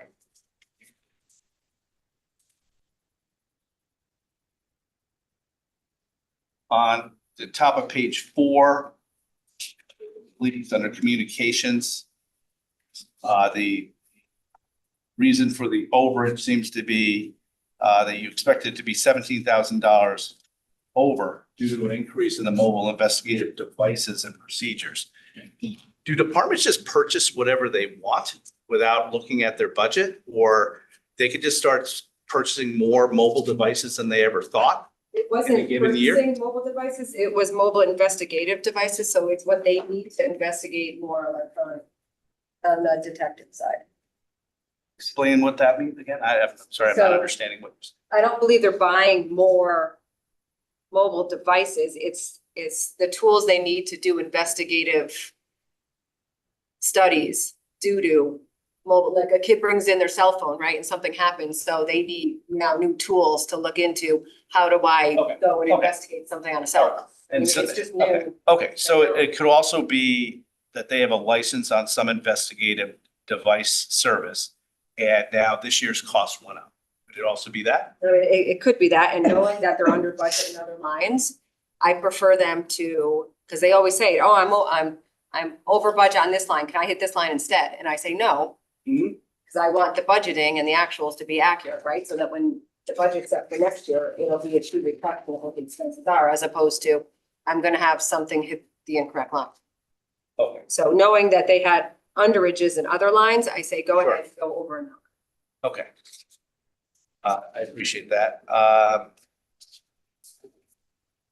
I skipped ahead further than I wanted to. So if you go to the bottom of page 3 of 7, the line that's for the bottom for Project line 53,200 fees and professional services. What does it mean by testing fees underestimated by 13,000? Is that because the new invoices were $13,000 higher, or they just made an error? I believe they're fees that when they do promotions, so they had either more fees or the rate is higher.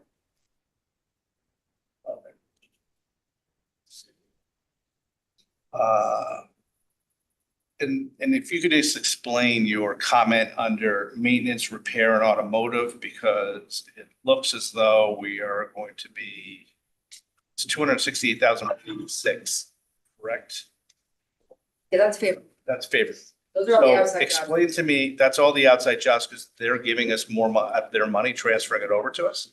No, at $25, we get $25 an hour every time Yeah. a police officer goes out an outside job for a car. That $25 comes into here because that's where we fix all the police cars out of. Okay. So we have even more revenue than our expenses so Okay. far. Mr. Curley could have bought more police cars in the budget.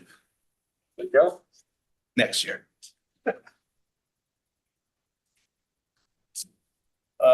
Let's see, patients. And I think we talked about ECC dispatch. Frank, one question I forgot to ask you regards to the RP or whatever the definitional acronym is you mentioned something about the state grant being $34,000 less. But I know you've been in communication, you said, with them, and they're pretty responsive. Do you expect to get that $34,000 before the end of the year? Or do you think that they have a different explanation of how the calculation's made than you were calculating? I wouldn't expect, basically that where the calculation, could be off, and I'm gonna say could be, was on the call. So, the calculation is essentially a factor of population and call volume. And then each municipality has a multiplier. So Fairfield has a multiplier. We're a population of over 40,000 people. So ours is 0.333 and Westport is 0.666. And looking at the numbers, it looked like a lot of Westport's calls were filed under the Fairfield error. So I don't know if it's a matter of reporting, and if it's a need of changing reporting that's done to the state, or if it's the way the state's looking at the numbers. That's what I have to see. So I'm not sure. I don't have any clarification at this point, whether it's a reporting concern or whether it's something that maybe the state looked at. So I wouldn't feel comfortable answering that. I would say no is my gut, that we wouldn't get it by the end of the year. That we won't get it. Yes. And if the revenue was off on that department, would that show up in revenue? I know it's only $34,000, so it's not a big number. But if it was off by the requirements of the quarterly report numbers, whatever it is, it would show up there. It's in a separate fund. So it's not. So it's in a separate It's the fund. general fund piece. Okay, so shortfall only comes as one whole number, revenue. Well, yeah, the only thing that affects the general fund here is the contribution out. Okay, Because it's a standalone fund, right? So that's a revenue source into a separate fund. It's a self-supporting fund. so it's only one Revenue from fund. the state Okay. goes into that fund directly. And if during the year we were able to get another community out of the blue to come up, where would that show up under revenue? In that fund. It would In that fund, it but would be show up. listed under revenue? No, this is general fund only. Okay, so it would still show up in the expense section of this report. Well, If Easton came in or some other community came in, Weston, and said, we're willing to pay you $1 million starting now, where would that extra revenue show up? that would show up in that separate self-supporting fund. And then in theory, our contribution would go down and we would be under budget on the expense. So you just adjust the contribution number under the expense. That's the calculation. Yeah, I would say we budgeted 2 million, but Yeah. oh, look, we only need 1.8 now or something. Sure. So it would be a $200,000 favorability on the expense side. Okay. On page 7, under overtime earnings, under the Parks Department, it says estimating $32,000 over due to watering plants on Post Road. Don't we already do that? Or is it just what we decided to take on a whole new section? I thought we No, paid already for it. do it. It's, How can it be $32,000 over Well, for watering? it's not just watering, it's increased number of special events is really the bulk of that. Since there's more events, there's more people then that need to go out and do things like put up garbage cans and fencing and clean up and do whatever they need to do. So movie nights, etc. 5Ks. Okay. And under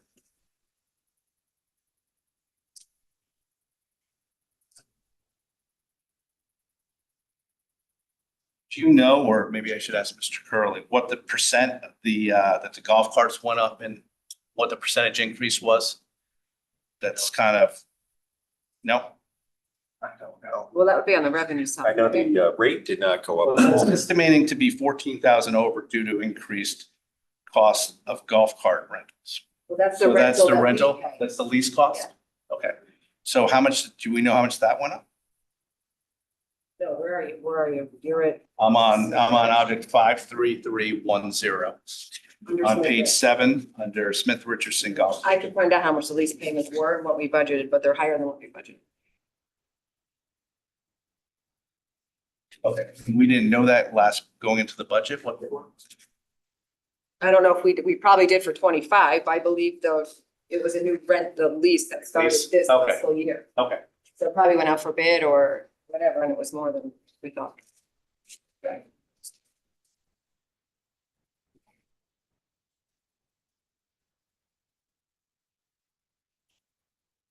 That's all the questions I have, Mr. Vice Chairman. All right, who prepares all the comments? Do you do all of them? Or the departments do? They do, Okay. they do. Pretty consistent across departments. It's good. Yeah, I try to make sure the wording's kind of the same between Backwards everyone. really easily. Like differently, and some are really long and some are really short. so. Yeah. Good. Hey, John, can I just ask Caitlin a quick Go ahead, question? Jen. Hey, Caitlin, I just have one thing. You sort of alluded to it before.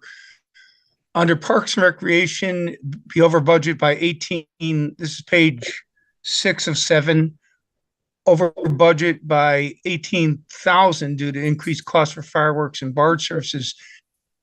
But I feel like there was that explanation in another line. Are there different lines that are affected by the fireworks and different activities within town? Because I Well, think yeah, that's a couple different I'm sorry, places. yeah, that was strictly for the fireworks and the barge, because that goes out for bid. But Okay, the other pieces are the people aspect of the fireworks, going in and having to direct traffic and do put up garbage cans and fencing and stuff. So that's kind of the parks piece to this, as opposed to the bid piece of the fireworks and the barge is an outside company, right? That runs the fireworks for us. So there's a few components to the fireworks piece. okay. Great, that's great. Thank you. Appreciate the explanation. Thank you. Any other questions? Doing a great job as always, by the way. Thanks, Jack. Appreciate you. Caitlin, thank you for coming. Next, if you have any questions, let's move on to item 6 to hear an update on ARPA and capital projects. Get us through this, that it starts, the backup. So take us through the highlights, Mr. Becker, and certainly what specific questions fire away, but go ahead. Yes, so, thank you. So these are through, most of the updates. And, we are working through reading, so doing a list. See, there's definitely, some spend down that is occurring. You'll notice on the paving line, there is a block of there's that's available, but by the time we're done with 1.6 million, by the time we're done with this spring paving program, that will be fully, expanded out. Do on the ARPA. Sorry, David, could you speak a little louder? The white noise from the AC, just making it. Yeah, sorry. So, What page you on when you're talking? yeah, there's the 2 pages, we're starting with ARPA, right? Right. So I've got 2 pages of ARPA. I'm referring on page 2, about halfway down. The item number 1, which is line 1, 2, 3, 4, it's the 5th line down, paving and sidewalk. So, yeah, I'm just trying to highlight a bigger line, but that bigger line is gonna be expended by the end of the spring. You know, or let's say by the time we get to the summer, by the end of generally the fiscal. So, I just ask just for the. Yeah, go ahead. To follow, can we just start at the top of page 1 and just. Yeah, you wanna just walk? Yeah, just walk through the That's lines fine. and. Yeah, and it's easier for you. Less than 100,000, I'm looking in the total available in Munis as of 515, so that 2/3 over column, I think that's the relevant column to talk about, right? We are planning to come back for a reallocate. The plan, June would be the timeline for the Rooster River bonding. We're working through what that number would be. And also get the bond resolution put in place. There's a question as to whether or not we would bring ARPA at the exact same time or have to ask for a separate meeting to do that. So things like the COVID recovery assistance has funds in it. At this point, those funds will get swept out and zeroed out. So some of these items, you know, if we don't believe that they're gonna get spent, we'll do that as part of the next reallocate. So that would be one of them. The POCD is the next one with funds in it. We anticipate those to get expended. That is well underway. And I think many have read quite a bit about that. So the downtown resiliency, again, we expect that to be those to be fully expended. If they're not expended entirely by the end of the year, we'll do a small encumbrance on it. But I continually, you know, check them, go early on that and made sure that the goal with that plan does remain that just to be clear, the downtown resiliency is just for the design phase, right? So this isn't to do the work, it would be a huge project, but the goal was to get one of the phases fully designed and costed out. And then we can look at, okay, this is how much it costs, this is what it looks like. Do we want to do that for phase 2 or do we want to get action on phase 1? And those just, you know, it takes time because it's very extensive. In order, if that project goes forward, there's a lot of utility that they have to get around. And so that just to do the whole design piece is very extensive. But they will get that spent. Just for the benefit of the public and frankly for me too, I know we talked about this at one point in the past, but what is this permeable surfacing and where is it gonna go? Yeah, so there's 4 phases conceptually. And from a highlight, it's to get the water out of the downtown area and the inundation that's occurring to the sewer system, to, you know, to other drainage in the area. So you first have to address one area and then move it in a direction and then continue to move in a direction and then get it out. There's going, you know, there would be obviously permeable surfaces, converting surfaces to permeable is one piece. So that's why that's in there. But also there's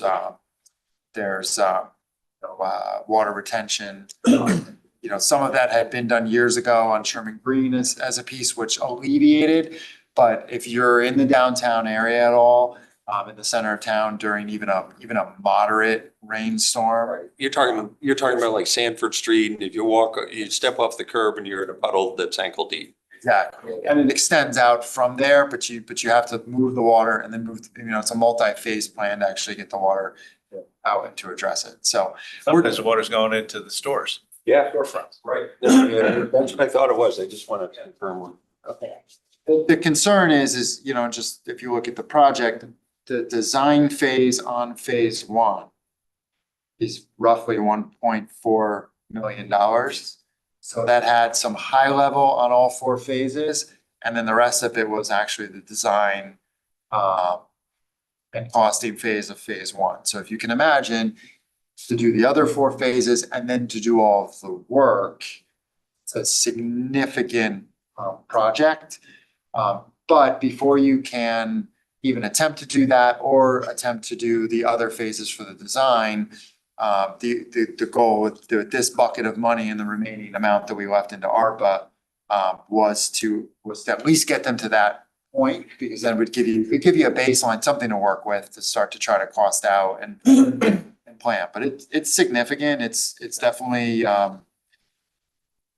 it's a massive, project.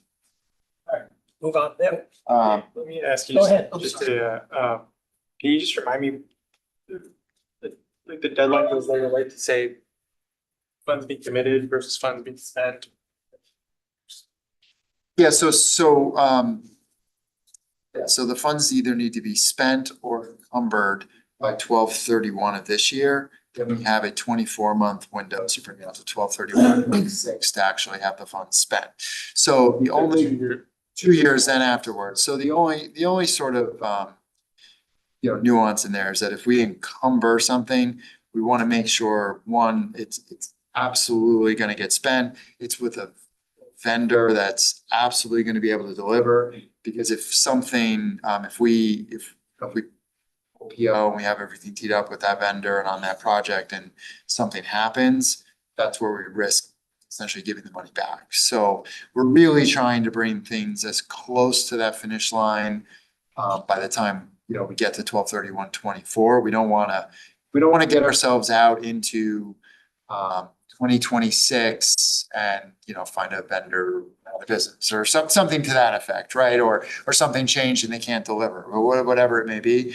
So we're really trying to get as close to that point and then do encumbrances and then spend out. So I know there's been talk about paving as sort of the backstop, but that's largely because there's several major state contract vendors that have existed for many, many years. So it's sort of a safe bet that if you didn't have it on that, you'd finish out in the spring and move on. So that was why we had moved money, paving. But, there's definitely, these are all very worthy projects that would struggle to find funding perhaps in any other environment if it had ARPA.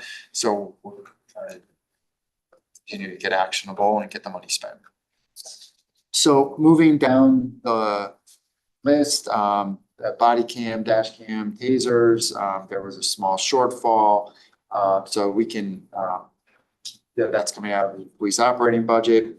The next one is the Rooster River area, which has sort of been dubbed phase one.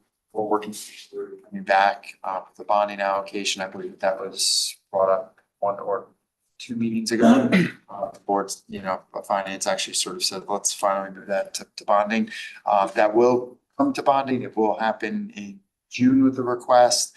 The difficulty there is that this is again probably, it's roughly a $12 to $13 million overall project that had 4 phases outlined, but even within those phases over the years, this is around and done one area when able to, they're acquiring land and other things that they've don't really can be in more detail on. But what has now happened is when I say, okay, let's replace this number, what's on that, it's not actually dollar for dollar for that specific placement. So what I'm trying to do, what we're working through with engineering is come up with what that number is, with some amount of contingency to have a tangible replacement that could go out to bonding. And we're trying to not, we need to reallocate, we're in a timeline, so we need to reallocate the ARPA, but we're not really where we would normally bond forward. We would typically bring the bond forward. Our old methodology was,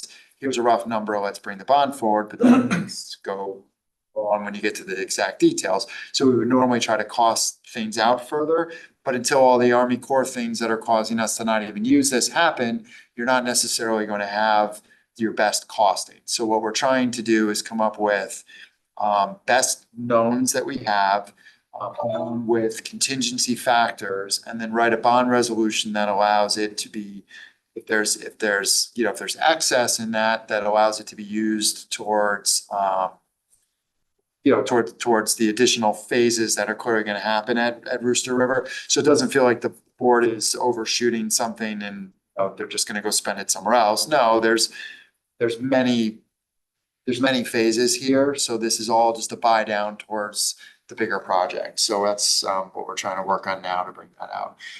The next one is the Jennings Beach concession upgrades, 11,435. So Things have been completed.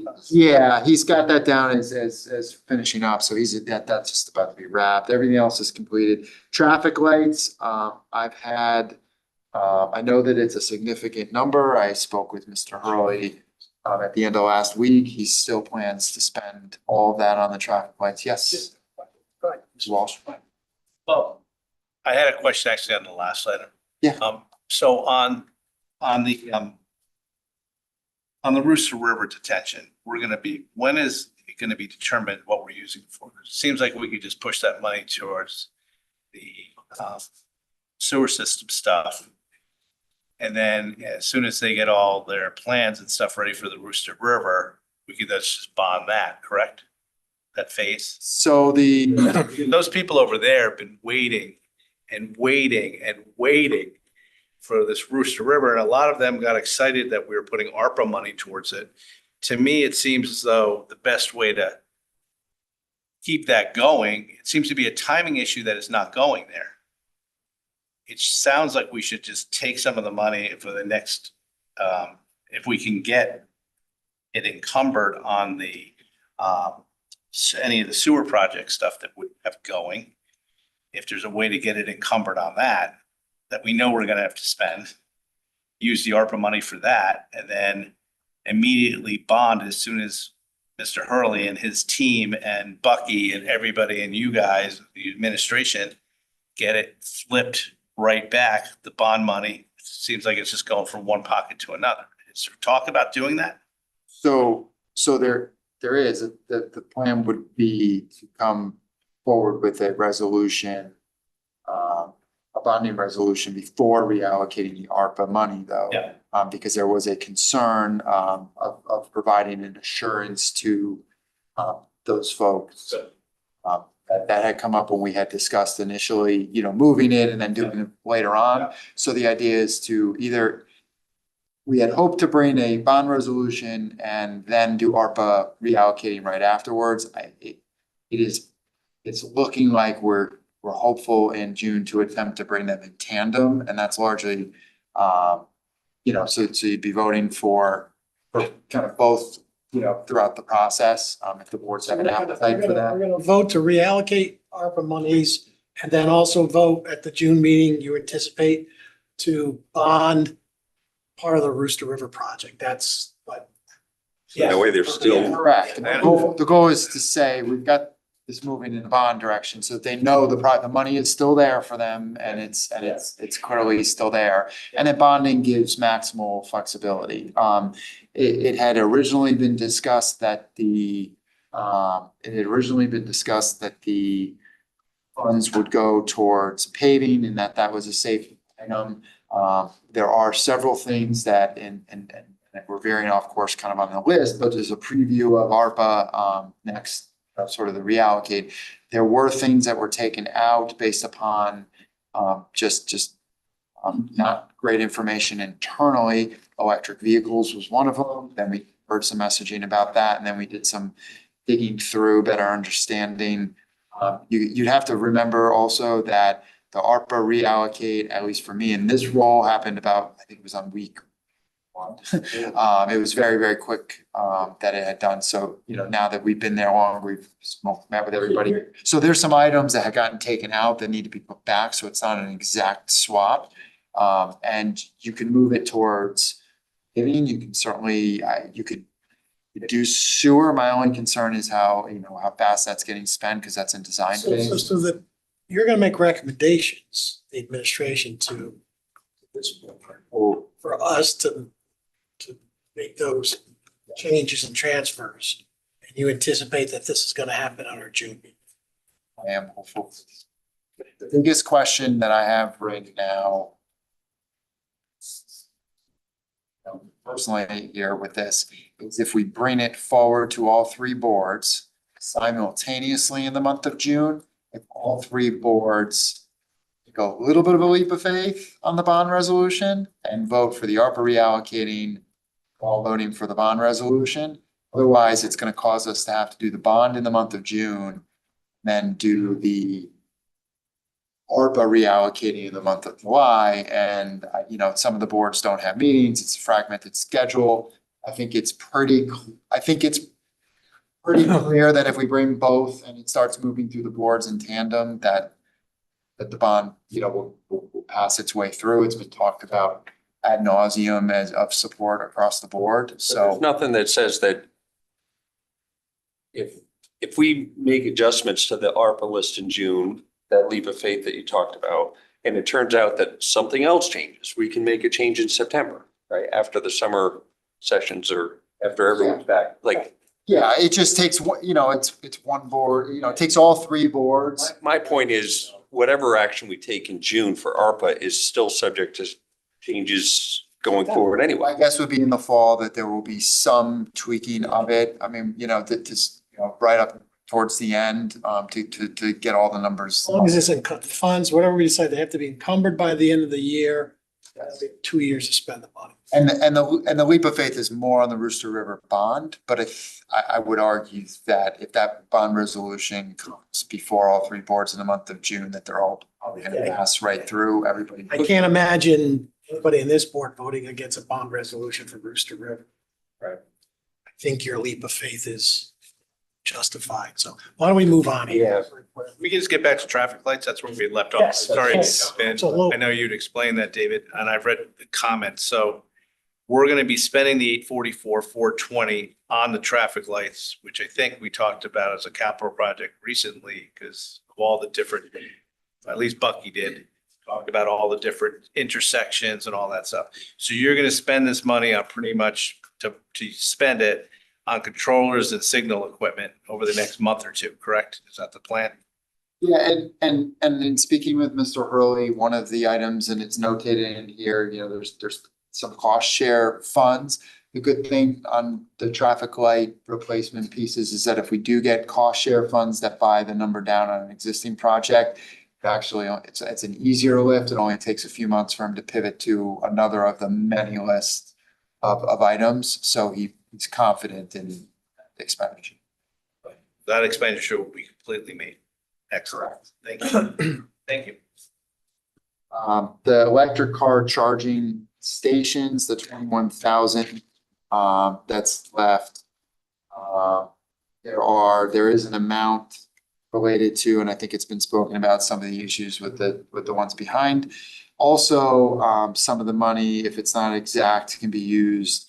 And I just mentioned that we're planning on asking, reallocate for some additional electric car dollars. That would be to use, and they would be able to use any of that small amount left towards the charging stations in that location. So keeps it same use. So we're confident on that. The townwide guardrail and fencing, I believe it was today that they posted on the Parks and Rec Facebook page that project is almost at its conclusion point. You can see the gate installed and moving, so that's exciting. And the next item, the hybrid meeting technology, we're awaiting final invoices, but that is complete, so that's good. Can I ask you a question about that? Yeah, go ahead. Do you know why, I mean, I know we're live without microphones, which is kind of great, but we don't, I can't hear you that well. I don't think anybody can hear you that well because we used to broadcast over the speaker system when we spoke. Is there a way to make that happen, or is there that the system does not allow? Because, it's kind of a large room.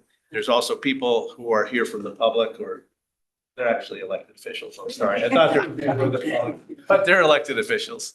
But is there a way to make this room broadcast, not at a very large volume, but something reasonable? Because the last system was a lot easier to hear you speak about today. So I don't know the answer to that, but, and then nobody could hear me when the AC kicked on. I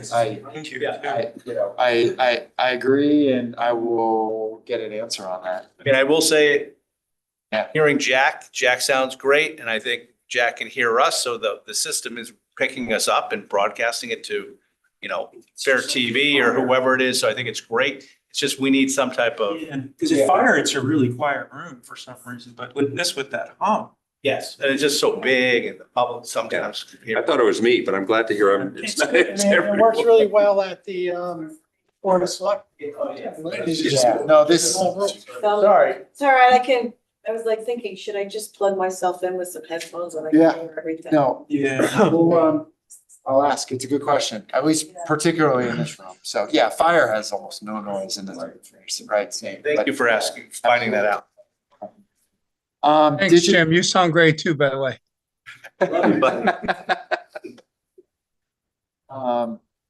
Digitizing records, that one is definitely going to be a tougher one for us both on the ground, but we are still optimistic, that will happen, that kind of dubbing that a summer project for me.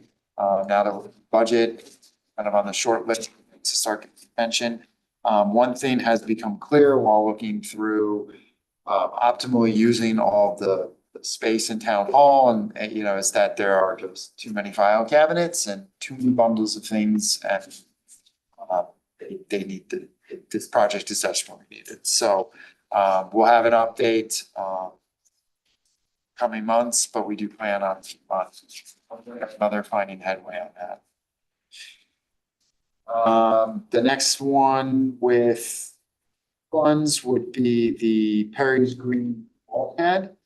Anyone who's been down in Southport Village recently will have noted that the fencing is up and you cannot access Perry's Green. My youngest was aggravated when I told her she'd go there this week when she was scootering. So it'll have a little bit of an impact with Blessing the Fleet, which is coming up in a few weeks, and it'll be kind of a rough summer for everyone who enjoys it there.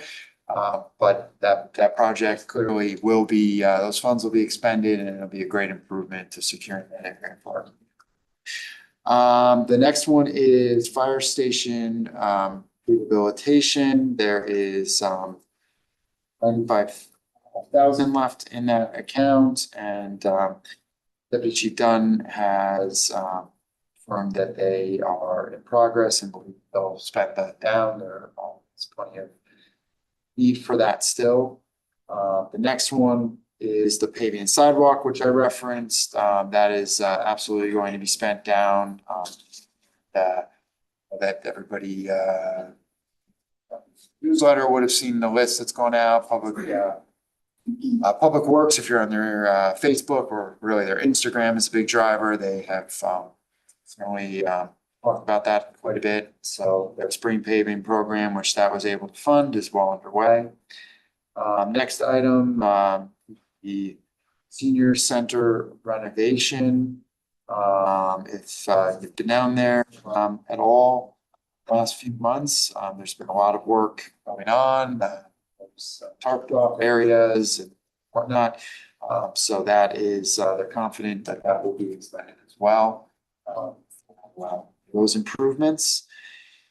And the fire shift Commander vehicle with $19,109 left in it. Again, Deputy Chief Dunn has marked that as in progress, and I believe they're just in their final kind of outfitting equipment pieces, because if I have it correct, I saw the new car 3 out driving today. And I believe that's been out for a little while now. So that would just be some final outfitting just to it, because it's already on the road. And the next one up would be the police headquarter rehab. So I do want to speak a little bit. The Board of Finance had asked, there was a bonding for one of the phases requests that came up. I think we were meeting at the fire training center, so that might have been 2 or 3 meetings ago. So we have, we've really turned that project kind of on its head and in a good way. Listening to the Board of Finance, there was a thought that a bond would come forward for this. Meeting with the police department. We had a meeting about a month ago with self, the chief deputy, the captain has been spearheading this project with them, who's sort of been acting in a PM type capacity. James Ryan, is on the building side of town. And I brought Eli Gazal, who is a project PM in the engineering department, who everybody knows from Penfield. I brought him to that meeting and putting a true PM in the room really was of just absolute, just a huge benefit. And what we did was we looked at where they actually were. They were at a design phase. They weren't at a design, they were at a design conceptual phase, and they were looking to bring, around, I think it was a $2.8 million project forward, which when you talk about what we've tried to get away from is entirely that. And it's not a knock on them. They don't do $2.8 million projects, right? And they have a captain who is doing the best he can, as many departments have done. I think we've talked about this quite a bit, about trying to relook at how we run projects for the better. We have a trained police captain that we're fringe paying a year out and plus, right? And he's focusing on trying to do a project. He's a subject matter expert. He's a liaison. He's not a project manager.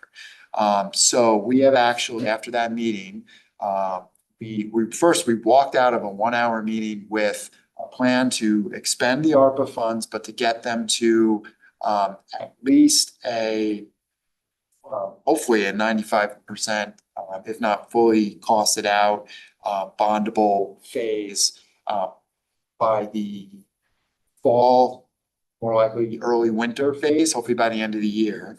And we were able to figure out, just in that meeting, with the ARPA funds that are remaining, how to solve one of the biggest problems that they've been trying to tackle, which has been how they're going to manage the male and female locker room and shower bathroom, and essentially have a portion of it used temporarily, a portion, while not wasting money building something, ripping it out, or not being able to put things in the right places. So we've actually already kind of solved that, and they'll each get a brand new and it'll be in the right place. And then all the rest of those pieces will get moved around. So we've actually assigned Eli as the project manager, which was a huge sigh of relief for the police department, because even after that meeting, they sort of realized, when you're in it, you don't realize it, but when you take a step back, you realize, wait a minute, what was I even thinking to some degree, other than trying to move my project forward? And so we're planning in the fall to come for the bonding piece. We are fully expending the ARPA, but to get to that point, so they don't have to come and ask for seed money. They have the seed money, they have the temporary pieces. So that's kind of a win too. They don't have to go through another process. And they'll come with, what they've been talking about. So the next, I think actually that's the command. That is not the command vehicle. That's one of the, PPV or Explorers that they use for the admin type vehicles. They had been struggling with finding vehicles, and that meet the spec and the state bid. So the deputy chief and crew who was here worked very hard on doing that with purchasing, and they're working through finalizing that, but that will actually now finally, that has movement and will be fully expended. And then there's a small amount additional left in the police safe corridor program. They do plan on expending those funds. That may be something in the reallocation that they actually asked for more funding towards, and in that it's, you know, the legwork that's already been done has already been successful, and they're looking to build upon that. And a lot of that is in the school zones. So great project. So that's all of the ARPA pieces. Yeah, why don't you just take us through, I need to go into all these details. What are the issues that capital projects that concern you, and where are we? So barring questions on that, yeah, that'd be way too much further to walk through. It's a little more fluid and not a time crunch item. I would just say that, this includes the, commented updates, but the bulk of the plan is substantively not different than what you've seen recently. There is an assumption, that has been caked into this plan of a $54 million overall actual bond amount this year. We believe that that will probably be driven down some over the course of the next few weeks while we head out to our bonding, our actual bonding meeting, to go out, to the investors, that we will tighten that up. So A meeting in June or July? that's in June. Yeah, we get funded, by July.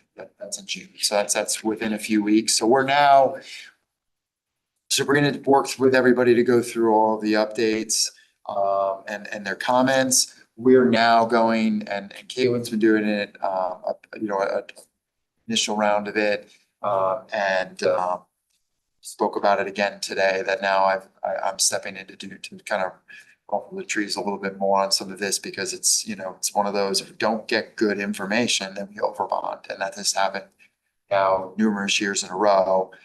We've discussed, I believe, arbitrage issues, that we're making more on the investment side than we are actually paying on the bond side. We can only do that for so many years before we have to turn it over to the IRS. So the goal here this year is to, if you break their rule, they get the money.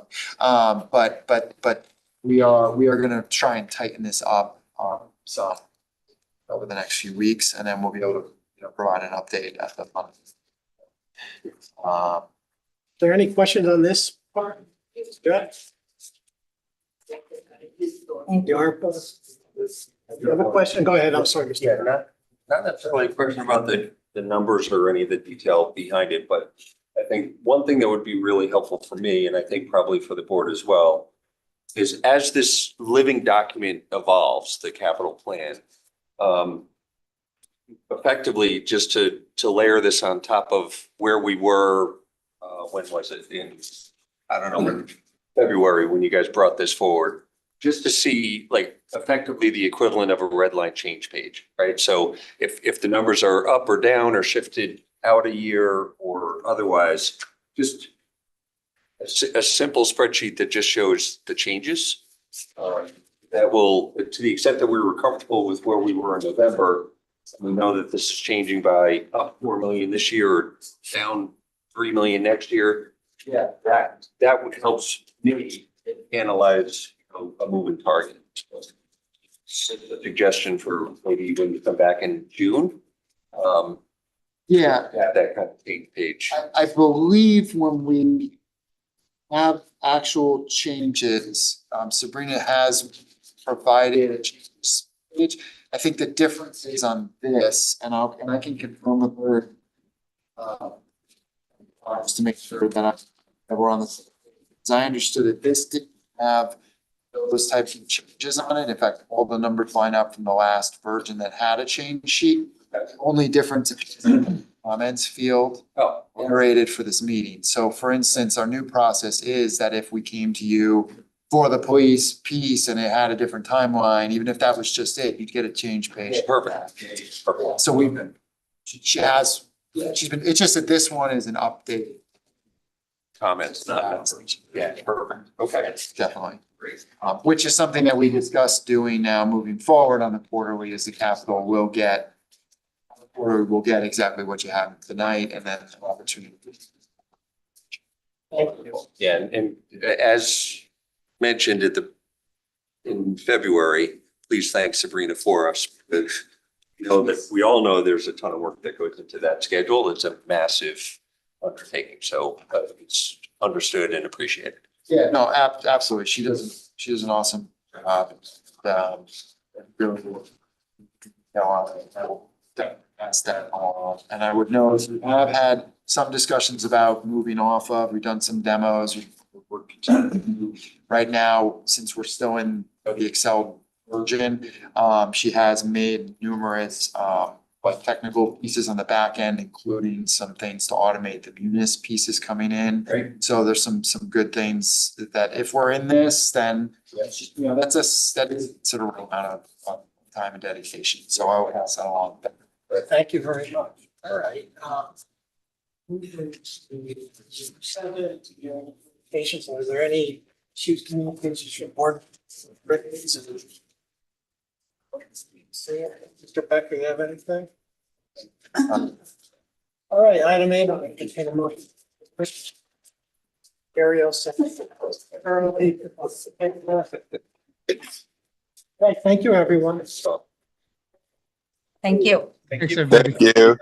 Everybody, thank you Take care. so much. That worked out, glad it. I've tried to use. Yep. For my phone, it just doesn't have. I thought to myself, this is good.